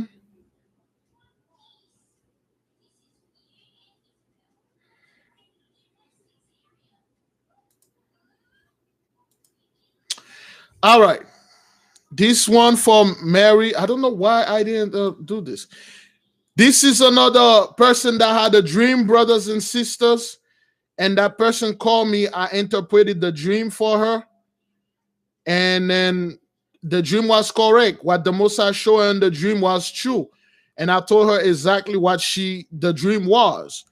And this is what happened, brothers, okay? In the meantime, please click the like button while I'm reading this, okay? Shalom, Big Levi, brother. I sent a couple of emails for prayers, dream interpretation. Prayers, interpretation, attachment, dream. Using the gift of the Most High gave you interpret my dream. My dream was about me on a horse in military attire, wielding a sword with all my might, and I wasn't alone. And the Most High placed on my heart that he had given me many gifts and talents. The gift of healing shall go forth. Right after that, my father went into the hospital. I said a prayer request, and the Most High spoke to me, said, why are you disturbing my son, you Big Levi? I told you, he told you, you can speak the healing. You don't have to be there. So the sister had a dream. In that dream, there was a representation of the Archangel Michael. Certain dream, brothers, I can't tell you straight up what it means. So in that dream, the Most High tell her, I give you the power of healing and the power to chase demon. I give you a sword, use it. And then I told her, and when her father got sick, and then she called us, she want us to pray. And then the Most High come back at her and tell her, what did I tell you? Why are you disturbing my son? Leave him alone. I told you, he confirmed it. Why you keep calling him and telling him that something, a power that you already have, you have it. He confirmed it. All right. Big Levi, I started worshiping and praising him. I spoke of how they were trying to steal his glory concerning my earthly father.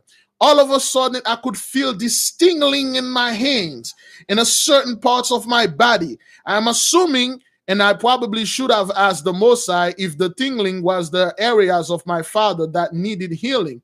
My chest was tingling. I can only explain it as the feeling of having a cough drop and over instead in your mouth. The hospital called to give us an update on him, and they said he was up and eating breakfast. He hadn't eaten on several days. The big thing was the doctor asked, why did he come in? We said he hadn't eaten and was dehydrated. He wasn't passing urine. The doctor says, so you didn't bring him for a heart attack? We said, no. The Most High sent Raphael, the healer, Raphael, to heal my father. He's sitting up and eating. So I wanted to heal and give glory to our Father. The Most High put my heart once confirmation is placed, you must not waver. Walk what says. It's disrespectful when you don't put faith what you hear right from him. So I apologize to him and to brother Big Levi. I have been on to doubt myself as far as being used by the Most High because I feel I'm not worthy of use. This is the problem of our people. We've been beaten down so much. When the Most High start giving us our power, we feel like we're not worthy of it. We feel like that can't be me. What about those big dudes, those preachers over there? What about that guy? What about Big Levi? I don't know. I don't know what to do. Why don't you give it to Big Levi? And the Most High told the sister, I give you the power of healing. I told her exactly. I said, the Most High, he gives you the power of healing. Anytime you get somebody sick, just put your hand upon that person, call upon the Most High and send the angel, that person will heal. And she healed her father. The father could not eat, could not do anything. She put her hand and healed, okay? He is teaching me and I will go. He placed on my heart that we will do mighty things in his name and his authority. He showed me we can travel without plane via ley lines and portals, which is true, that we will manipulate elements. I am just so excited about things he's going to do. All praises to the Most High, Maria. Brothers and sisters, this is another praise. That's why the Most High say your men servant will dream dreams. The sister had the dream. The moment I'm reading the dream, I'm like, there you go. That's the Most High give the power back. So this is Raphael with you. There's a portion of Raphael's spirit that is embedded in you in your hand. Another brother have that power, though. I don't know why he never used it. I told him, I said, the Most High, you saw those fish that were with you? Those are Raphael. You have the healing power. Very rare power, brothers. I don't even have that healing power. All praises, brothers and sisters. All praises. I don't even have that power, man. I don't even have it. The oil have it, but my hand like this, I don't think I have it. I may, but I put some of them on my daughter's feet and then his stuff. Yeah. All praises, brothers and sisters. Yeah. When we some one of and the other hand, another sister emailed a dream brother. The dream was too disturbing for her. Okay, she's going to lose someone, and I told her you're going to lose that person. That not going to, that person already lost. It's done. That person is done. I told the sister straight up. Okay. All right. So, brothers and sisters, when the Most High tell you something and a servant confirm it, don't go upon his loin. Okay. The Most High, he doesn't like that. When the Most High say, show my children how to make holy water, show them how to make holy oil, and we show them to you, we make multiple lessons about that. And then you keep going ahead and say, the Most High, I don't know what's going on. Remember, a sister from Texas called us a few days ago. She gave a testimony how she used a holy oil, an anointed oil, to bring her son back from ODing. All right. Some of our sisters and brothers, they have that power, brothers. Okay. All right. Should we move in, brothers and sisters? Should we keep trucking? Should we keep moving in, brothers? We halfway through the story. We got to find out about the Princess Zaila and Ambassador Abbasis. And we got to find out what Saul did, what Samuel did to Saul, man. You won't believe it, brothers. You won't believe the power of the Most High. All right, let's keep on trucking. All right. Let's keep on trucking, brothers and sisters. Now,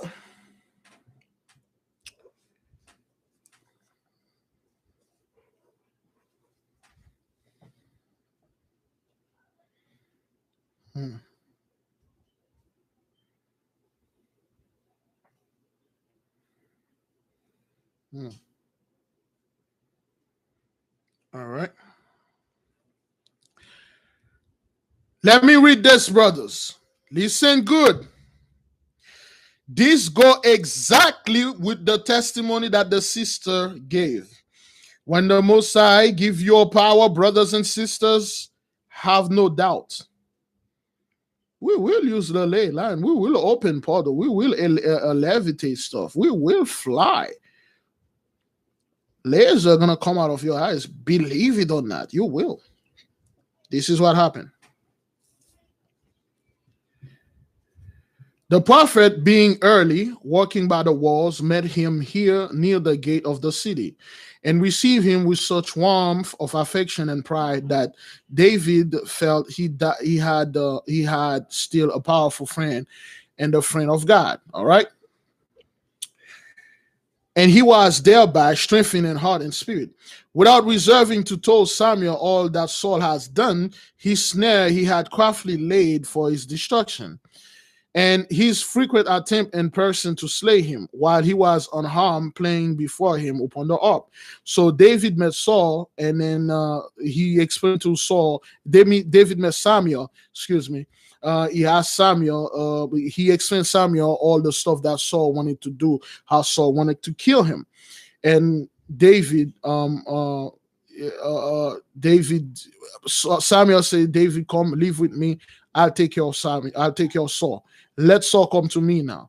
You know, he want to ducking with the Most High? Come duck with the Most High. Now, when the venerable seer had heard his touching narrative, he embraced his young disciple, and assured him of his protection. Samuel then rose up, entered the gate of the city, and went with him on the old palace of Naioth, which is in Ramah, the place in which the prophet dwelt, and where he oversees the school of the prophets. When from thence David, by one of the youthful prophets, Nathan, sent secretly to Michal news of his safety. The king also heard the same evening that his son-in-law had escaped to Ramah, and Samuel had sheltered him in this place. Okay, so now David went back to the school in Ramah where Samuel had the school of the prophets, the 70 prophets. And Nathan, young Nathan, David not best friend, David, one of the friends, and which is going to later become his advisor, sent word to Michal, David's wife, and tell the wife, like, David is good, he's safe, he's with us in Ramah. Now, King Saul heard about that, Now he's mounting a bunch of men. Remember, he ordered Jonathan to kill David. Now he mounted a bunch of men to go kill David and Samuel over there. This information filled the king with indignation and fierce resentment against Samuel, okay, because he hated Samuel. Samuel was the one who cursed him. There Samuel of Ramah bearded me thus, he cried. Say, how the hell? He just said, how the Samuel off with me like this? Have he not wronged me already, till I am mad with my grief and troubles? Let an armed company go to Ramah and seize David through the seer himself, hold him back by his girdle. When they came into Ramah and stood before the gate of the house of Naioth, they were admitted in the hall of praise, where they beheld Samuel with David by his side, and the 70 young prophets with their 7 teachers, all with harps and nibals and cymbals and dulcimers, and with voices engaged in singing and playing before the Lord. Samuel is himself sublimely prophesying, and the singers answering with their voice. When the king's messengers saw this, they were seized with the studied inspiration, throwing down their sword and spears, the caught up sackcloth and violent and draining the chant a divine praise. Now, this is what happened. This is how powerful the Most High is. Saul was like, God dang it, man. How's Samuel done it? This guy is all up in my, he honing on my act. He's always doing this, he's always doing that. Okay, you know what? Take a bunch of dudes, go to Ramah, go over there, sword in hand, go get Saul, get Samuel and David and kill them. So a bunch of dudes, over 400 men, they went over their sword and they went to the school of the prophet. And they all pulled their sword, battle formation, and they are approaching the school. They are approaching. Everybody sword drawn. And then when they open and they get into the hall, all they see Samuel with David by his side, Nathan and the 70 prophet that was in the school, everybody with musical instrument. And then they start playing. And then Samuel is prophesying. Samuel is prophesying and singing. And then the music overtake them, and unison, they all stand up, they throw their sword down, and then they run, they all grab musical instrument, and then they start playing too, and then they start dancing. They play their dance, Samuel make them play their dance, they party until they become exhausted, and all of them fell on the floor. This is the power of music, brothers. This is the power of the Most High music. I'm very familiar with this story, brothers. There is an old backwarded Levite back home. He has like a Congo. If you play this Congo, he can make you dance, he can make you laugh, he can make you run and sit down. He said this is a secret his forefathers know. They play music, those guys start dancing, they start dancing with each other. Samuel makes them dance, they dance until they get tired and they fail. And then they get up, they run back to Saul. And then when they get there, they say, Saul, you won't believe what happened. We went there, we were trying to kill David, and all of a sudden, I was dancing with my brother. I don't know what happened, so to get the hell out of my way. All right, so 400 wasn't enough. Okay. Then this man at length returned to king and said that the Spirit of God had come upon them. So they were saying this. So Saul sent a second one. This man, David, but on the contrary, they could not but drain him as him of God. Then the king Saul sent other messengers who were similarly affected and returned to him. So Saul was like, okay, what the hell? What's going on? He sent other messengers back to confirm. Those messengers went and they all start dancing. They all start dancing together and stuff. And then they got tired, they're exhausted, they fell down, and then they go ahead and they're back. And Saul said, okay, well, he sent the worst of the worst. Murders, he sent Doeg the Edomite at the head of it. Brothers, he sent Doeg at the head of it. At third time, yesterday, he sent others led by Doeg, all fierce and cruel men. And when these came into the presence of the seer and of David, instead of arresting him, they commenced dancing to a sweet melody, which he had the time was playing upon the harp, striking their swords against their bucklers and making the oil of praise ring with the fall of the iron shod feet. So David made those guys dancing, and then they were striking their sword against their shield, and they were making music, and they're like, what the hell is going on? Why? Stop, David, stop. And then they were dancing by themselves. Doeg was like break dancing, walking there. They don't know what's going on. David is playing. They made them exhausted. That's the power of the Most High, brothers, through music. Those are real musical notes, brothers. Did you know all people have the sheets? They have musical notes. They have them in the Vatican. They have them. All men, there's certain Levite people down there in Haiti, they know how to do these things. Okay? That is how those so-called mermaids singing their voice, and then they can lure you back to the water and take you, and then never see you again. At his will, the young man psalmist moved them by his skill. Now they would move slowly as slowly measure. Now he would strike his harp with quick notes and counterpel them. Unable to resist the power he mysteriously had over them, to fly along in dizzy circle around him, widely and violently agitated and foaming at the mouth and shouting as if demonically possessed. At length, when they were utterly exhausted, he released them from his spell by ceasing to play.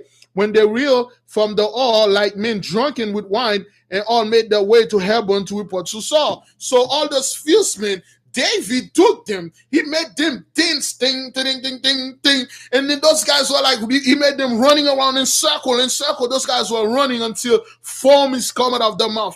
He made them like humping things. He made them fight each other. He made them wall over.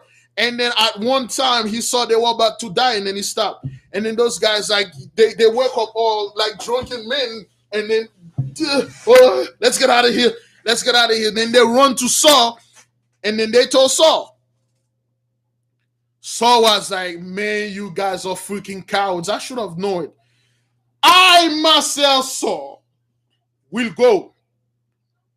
I'll show this sick son of a gun. Bring me my armor. You put armor upon Saul, gauntlet, helmet, sword, mace, javelin, spears, armor bearer. Saul is coming. Saul is coming. The same day, brothers, Saul, report to Saul, how the harp of David made them mad and compelled it. Okay. The same day, he left Hebron with 500 men. 500 mountain men of his bodyguard at his back, and hastened to Ramah. He rode all night. At daybreak came to the wall of Seshu by the 12th oak, and there heard that Samuel and David had gone from Ramah. But while he was trying to learn the truth of the report, there came the well of a water carrier who said, lo, Samuel and David are still an hour off in Ramah. Then the king rode swiftly to the city, which he entered in haste, lest David should escape him. Ere he drew near the house of Naioth, or ever Samuel beheld him, he dismounted, and all at once began to act like a man suddenly become demonic. So, he was going the one way. Some dude, again, brothers, again, there was a mysterious man that came in and tell Samuel, hey, David and Samuel, they are over there in that city. And then Saul went to that city. Saul riding. And the moment Samuel saw him, Saul jumped out of the horse, jumped like an animal. And then he fell down on 4 legs. And then he start acting demonic. He start rolling over. Music. Saul start dancing. Saul start breakdancing. Music, man. What? They're shouting Saul down. What? They start playing. Saul's dancing. Yeah. Saul's dancing, man. Brothers,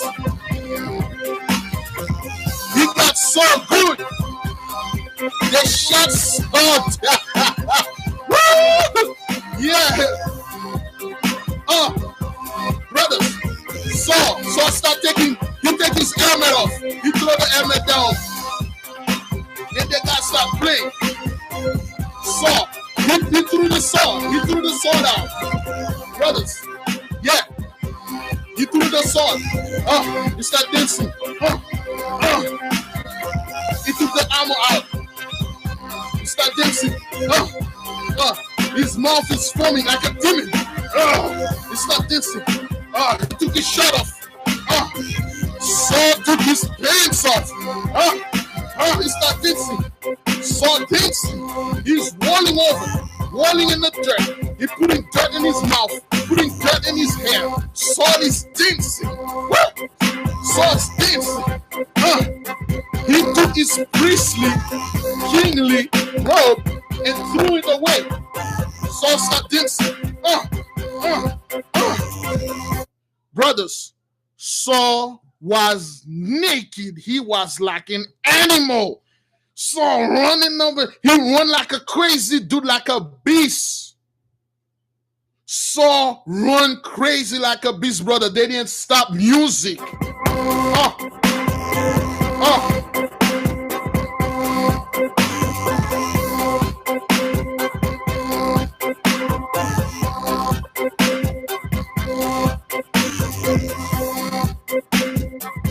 All the men that was over there, they saw the Mosai shot Saul down. All the men stand, brothers and sisters, they say, this is of the Lord. This man is crazy. This is the power of the Mosai. Only the Mosai is doing this. Saul rolled over. He eat dirt, put dirt over his face. David came back with Samuel. He took us Saul. He took Saul clothes. He took the crown. He took everything. The Mosai, shot Saul down. Shot you down. Saul got shot down. They shot you down. Saul got shot down. Brothers, they play. Brothers, they play. Saul become crazy. His mouth, he become like a demon. So, you know, Saul is dead, right? A lot of you didn't know that Saul was a walking dead man. Saul died, and he reverted back into a corpse, brothers. He reverted back to a corpse, and they had a corpse dancing. Look at them dancing. Everybody stepping back. All the 400 men, brothers and sisters, they stepped back. They saw how Saul turned into a dead man, a corpse. And Samuel ordered David to go out there, take Saul priestly, kingly robe. David took the robe, and then he brought it to Samuel. Samuel said, "Take this." Samuel looked at Saul and said, "Saul, don't you ever in your life come back here again." And Saul fell into a ravine. His body becomes stiff. And he was foaming like a dog. He was swung like an exorcism. And Samuel said, "Don't you ever come back here again. If you ever come back here again, you will deal with me again." I mean, I better shut my mouth. So, Saul, naked, all dirty, and he like a corpse, and then he wake up like a zombie, and then he's walking. And then he mounting let me read it, brothers. Saul is on his return with his 500 horsemen, looking, say, those who have come faster than he, like a corpse, riding, his face rigid, his eyes stony, his mouth sealed like a sepulcher. All his men are afraid of him. Saul was like he was like a zombie, his mouth, and he was riding slowly. He was going home. All the guys, all the 400 men stayed back. They're watching Saul. They're like, oh God, what the hell is this? What is that? What is this? Saul was like, his mouth sealed. You know, brothers, I don't want to make this too graphic. You know how when somebody died, they have to seal their mouth with glue? That's how Saul's mouth was. Sealed with glue. And then his eyes was stony. And then he, you know, the death. When you're watching the Breaking, Walking Dead, brothers. Yeah. Yeah, the Haitian did this. They use music to win the war. They use musical instrument and they beat it. They confuse the French. They make a lot of the French kill each other. Yeah. Those musical tone, our people know this. The Most High will release this. That's why, brothers, they have all those garbage of music playing in the radio. The Most High love music, man. The Most High love music. Oh, Saul, not only Saul needs some milk, brothers and sisters, Saul might as well buy a freaking cow. All right. Saul might as well buy a cow, brothers. That guy, yeah, you don't need milk at all, man. Saul was destroyed. Samuel destroyed David and Samuel, the whole set. Brothers, understand this. You got the whole orchestra playing. Saul was like dancing. He was dancing and yelling. And then Saul was like quit rocking, break dancing, throwing his brothers. Look, the guy said it was a spectacle. It was a spectacle. Everybody watching, man. What? Music is very powerful, brothers. Again, brothers and sisters, it's all in the book. You know, it's page 194. I jump certain things because, you know, you might read it on your own. All right. Now let's read, brothers. Let's read. Okay, David secretly left the palace of Naioth and encamping from Ramah, accompanied by his friend Nathan, the prophet. He came to Gibeah, where he met Jonathan, who was on his way with his whole bodyguard of 1,000 men to protect him, having not heard of his father's secret, and saw the departure by night from Hebron until he had waked the following morning. When Jonathan beheld him approaching alone and safe, he leaped from his foaming charger to the ground and ran towards and embraced him long and tenderly, weeping upon his neck of joy, this escape, okay? Saul and on his return or 500, okay, all right. Sepulcher and stuff like that. He left from Ramah. All right. In that period, while extraordinary have been enacted, how persistent the event. Okay, so that's like the Aleph.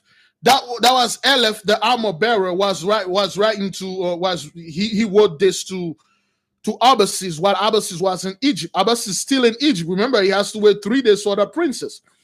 So Abbasis is telling his king, his brother, he said, "Hear your majesty." He said, in that period, what extraordinary scene have been enacted? How resisted the vengeance of Saul? How wonderful David's numerous escapes from death? How remarkable all transpired at Ramah.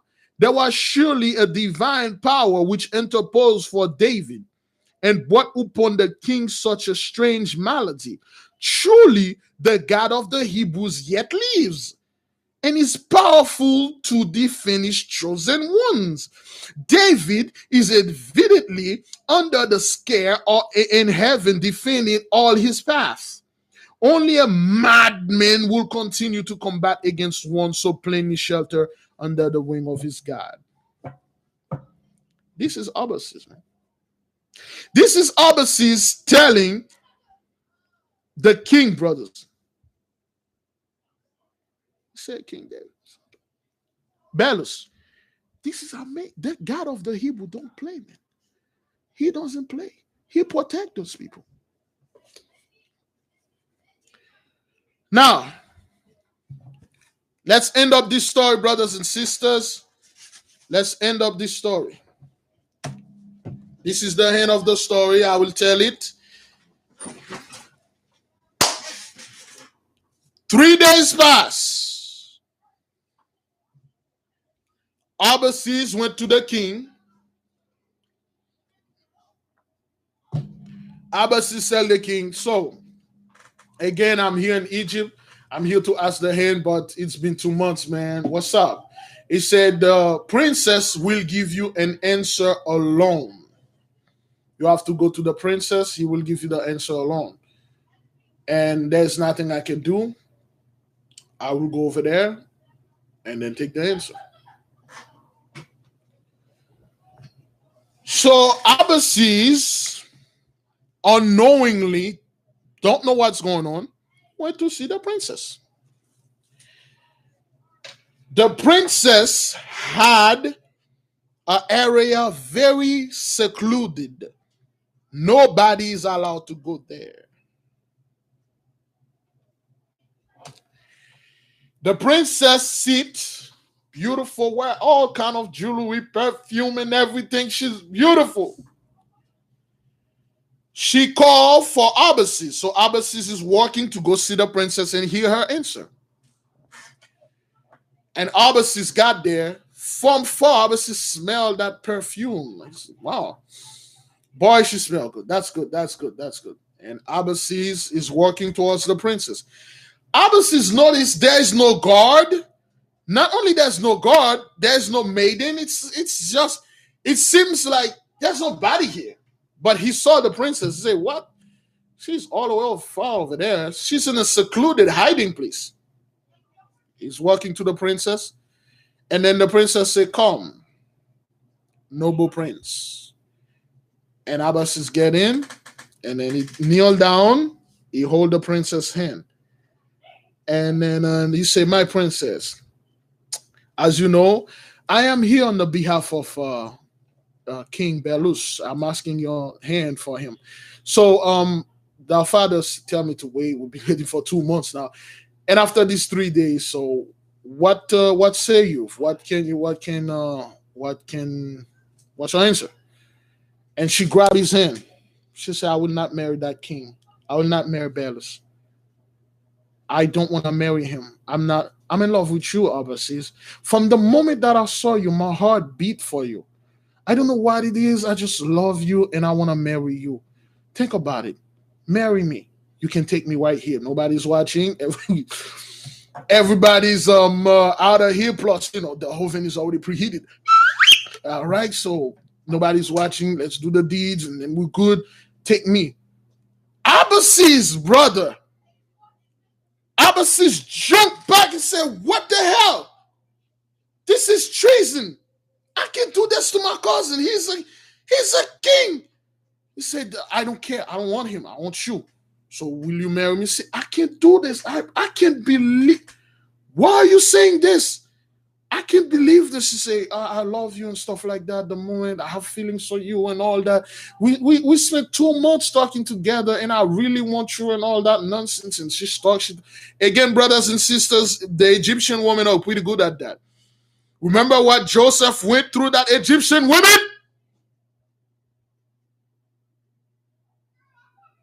Joseph went to hell. Joseph passed 19 years getting harassed by this woman. Then he said, yo, this is treason. I could never do something like that, man. I could never betray him. He said, you don't have to betray. I offer myself to you. He doesn't have to do stuff. I'm giving you. Look, the bakery door is unlocked. You're already in. You might as well start eating that cookie. I can't do this. you know what? I don't want to talk about this again. And then the princess say, are you sure? Say no. The princess said, well, then get the hell out of my face. And then he took everything and then he run. He could not wait. He said, how could this happen? He said, how is what is this?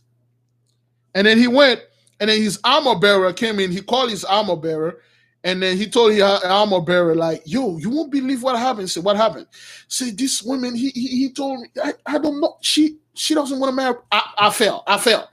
She doesn't want to marry Belus. She doesn't? No, she said she want to marry me. What? She said, yes, she want to marry me and make me King Egypt. And then the armor bearer said, well, look at it. It's not like you, she offered herself to you, man. I mean, you could be king of Egypt. Say, no, man, I can't do this, man. Belus is my dog. He's my cousin, man. I would have never do something like this, man. He said, you know what? F this, man. Take everything, sell it, sell the horses, sell the camels, sell this, sell that. Tomorrow morning, we're moving out. And then they said, yes, sir. And then they left the word out. Tomorrow morning, Abbasis wake up. The whole army, Egyptian army is there. They arrested him. The princess threw him in prison. The princess said, you ain't going to go nowhere, Negro. And Abbasis said, you can do whatever you want to do. I'm not going to marry you. He said, well, then you're going to rot in jail. Abbasis spent 2 years, brothers and sisters, in prison. All that 2 years, the princess always coming every day, hunting him, showing that oven. She said, so what? You don't want that cookie and stuff? Said, I can't. You don't understand. I could buy you know how many bakeries that I passed what I'm getting here? I could have eaten. Look, listen, this is not about this. This is about loyalty. He spent 2 years, brothers and sisters. That's why I told you those princesses they are evil. They were. So Abbasis, the armor bearer, the king of Egypt transferred all the power to his daughter. Again, brothers and sisters, this is weird. I'm going to tell you how she did this. I'm going to tell you how she took the father's power. There's actually, for those of you, if you catch my drift, there's actually in the Hebrew law, when the women are, and when they are all on the code red, they cannot be around men. And when they're on code red, they cannot bake cookies. There's a reason for that. That thing is so powerful. I'm not going to say how did she perform the ritual and then bind the father and then bind the king, but this man was more resilient. That's why they told those women, hey man, when you're on that thing, man, go somewhere else. Don't be staying around us because you women use that thing. Yeah, they use that, brothers. There are certain things they perform. We went into a whole, for those of you who know this. That's what she did. The father become under her control. She controlled the whole army. She said, I'm going to go with war with you. Yeah, that thing is powerful. Bind them. That's what they did, brothers. She's an Egyptian woman. That's why they told all women, hey, don't be doing anything and stuff like that with that thing. Go somewhere, wait until that 5 days, 3 days, 4 days, that freaking week pass, and then you can come back under your code white. Brothers and sisters, yes. All right, that's what they did to Lamech. Yeah, that's why they don't want the way. It does nothing with, oh, you dirty and stuff. Nope. Any women, brothers, when they get onto this thing, they get emotional. They're like, wait a minute, I have the power. I can destroy the world.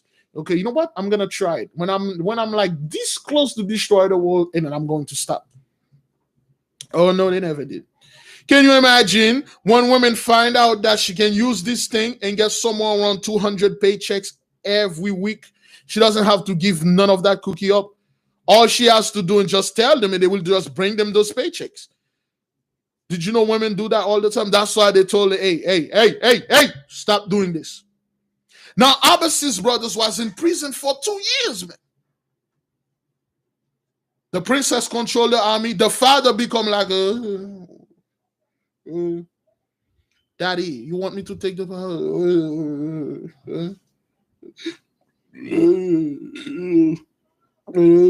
He doesn't know anything. She controlled all the power, brothers. Now, the father. I'm not going to give her credit for that. Now, the father, brothers, the father did not want to harm the 400 men that was with the 800 men that was with stuff. He gave them a place, a garrison close to the Nile River. So what those guys did, they sold everything and they plead to release. They plead with the princess. They plead. She didn't want to release him. So they sent word to King Belus in Assyria. They tell King Belus that here the princess arrested Belus. She says she doesn't want to marry you. She want to marry him. He defined her. He denied her. He didn't want her. So he arrested her. And Belus was like, what? He's my cousin. He's a loyal man. Get my army. He's going to war with Egypt. Brothers, a war about to start because of that goddamn cookie, man. I told people, man, that thing has so much power in it. That is why the elder women over there in Haiti, they conceal that knowledge because these women know what they can do with this thing. You see, talking about nuclear war. And Belus took his army. They're like, yo, let's go get Arbaces. Let's go to Egypt. Now, when they left Assyria, there's a dude in Babylonia which heard that. He proclaimed himself king and he took over while Belus left. And while Belus was in the middle of the desert, okay, somebody came in and said, Belus, this guy, Beleris went over there. He swagger jacked your power. He's king of Babylon. So Babylon was under Assyria. So Belus said, no, what? Everybody turn back. He turned back. He turned back to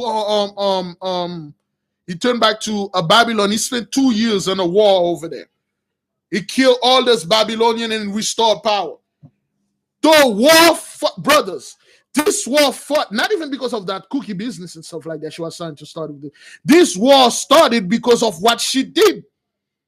The men had to come back and go fight those Babylon because they were under their occupation.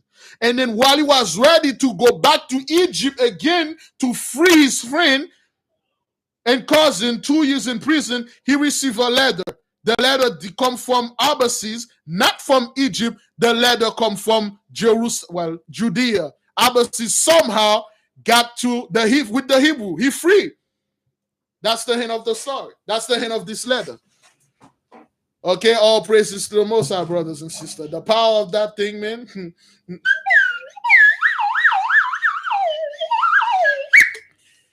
Yeah. That's all of the Most High, brothers. The Most High used this is a master chess player, brothers. The Most High triggered this. So the king, Belus, will leave Assyria with his men going to war in Egypt. And he triggered that dude in Babylon, say, well, since there's no king here, I'm king. I took over. And then somebody told that king here, he made a U-turn, come back, fought that king, destroyed him. And then by the time he got ready to go back to Egypt, the Most High freed Arbaces. How great is our Father, man? How great. See, you women are very important, man. Like I say, watch this movie, brothers. Watch this movie. Beautiful movie. Powerful movie, brothers. Red Cliff. It's like a Chinese movie. It's a Swagger Jackass story. Yes, brothers and sisters. Yes, there are power in music, and a hell of a lot more power in that cookie, brother. Unlimited power. That's why, yeah. Yeah, no, you don't have to be confused, brothers. It's a very confused. Everybody, people are confused. Anybody need clarity? Please tell me if anybody need clarity, brothers. Anybody confused? I think I make the story all confused. Did anybody get confused? Anybody understand what's going on here? I hope I didn't make this too graphic. Let me know if everybody... Okay, nobody got confused at all. All right, you see the lesson, brothers? Everything that happened, brothers, they happened for a reason.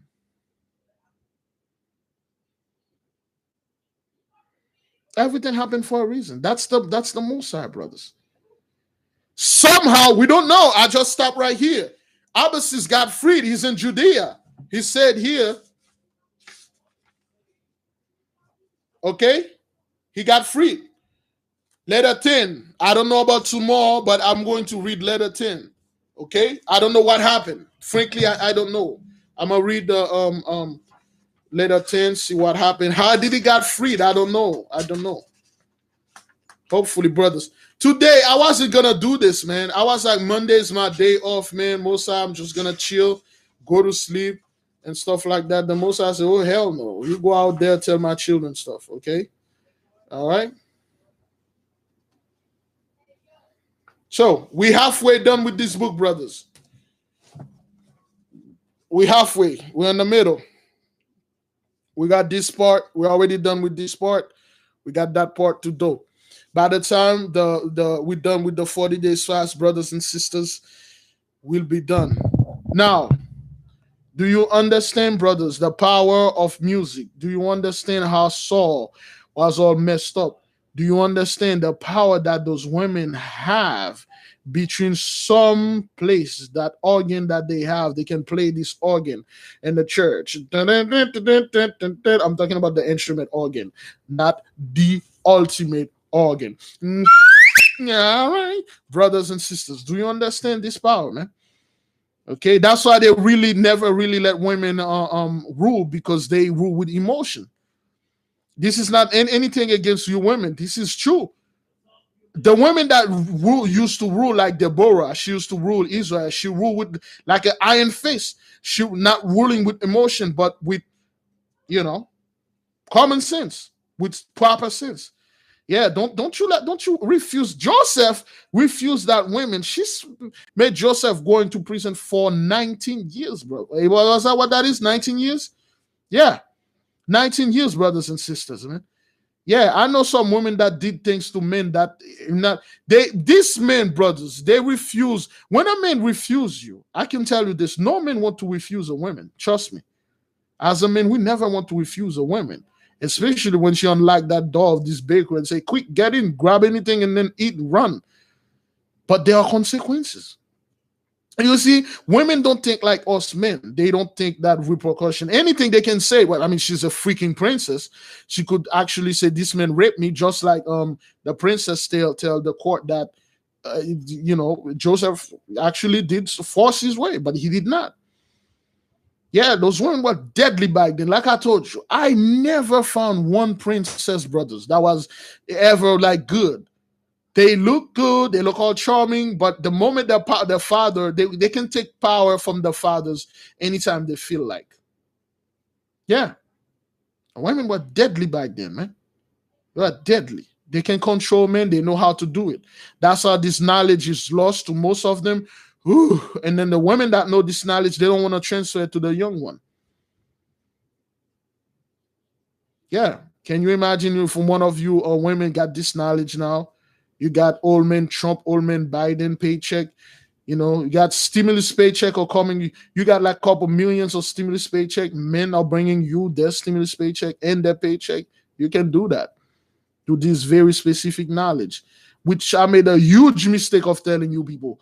When I said, I'm like, oh, okay, hopefully they don't caught up to it. But there's one sister keep asking me in the comment, but she's like, hey, you can tell us, Big Levi. We ain't gonna do anything about it. Just tell us. Like, oh, hell no. Yeah, horrible things, man. Women can do horrible things with that thing. It's not, the most I put it there, brothers. Yeah, so the most I put it there, it's not like something you can control. It never end up well, brothers. When the women do this, it never end up well for them. Yeah. It never end up well. Horrible things, brothers. And you understand that the most I can control people through music. It happens all the time. All right, brothers and sisters, everybody good? Everybody enjoy themselves? I don't want people fight, brothers. I don't want people fight in the comment board. It's story, brothers. It's things that happen. We put a little color in it, make it beautiful, and then we tell the story. The most I like that, right? The most I like when our people are here together, so we hear, we talk. That's how it's supposed to be. Sharing knowledge, okay? People sharing. Now we confirm, well, not confirm. Now we can call those guy Merlin. Merlin was that guy who came in, I wanted to call it Negogen, but, stuff like that. All right, brothers and sisters. Good. By the power of the Most High vested in me, I'm leaving all of, well, you can take it anytime you feel like. I'm leaving all of you in peace, brothers and sisters. Be at peace, all right? I'll see you folks tomorrow at 12 for the prayers. 23 days down, let's go for 24 day, brothers and sisters. 23 days down, we got 17 more days. Is that what that is? 17 more days? Yeah, 17 more days to go, brothers and sisters. 1, 2, 3. All praises to the Most High YAHAWAH, the Heavenly Father, brothers. Have a great, safe night. Be at peace. The covenant has been restored. Hallelujah. I'm going to leave you with the song. I'm just going to go ahead and a couple of things. I'm going to leave you folks, with shutting down. Oh, I'm going to leave you with the shutting downs. The Most High shut Saul down, brothers and sisters. Be at peace. There'll be no Jacob's trouble. Enjoy the company of the Lord.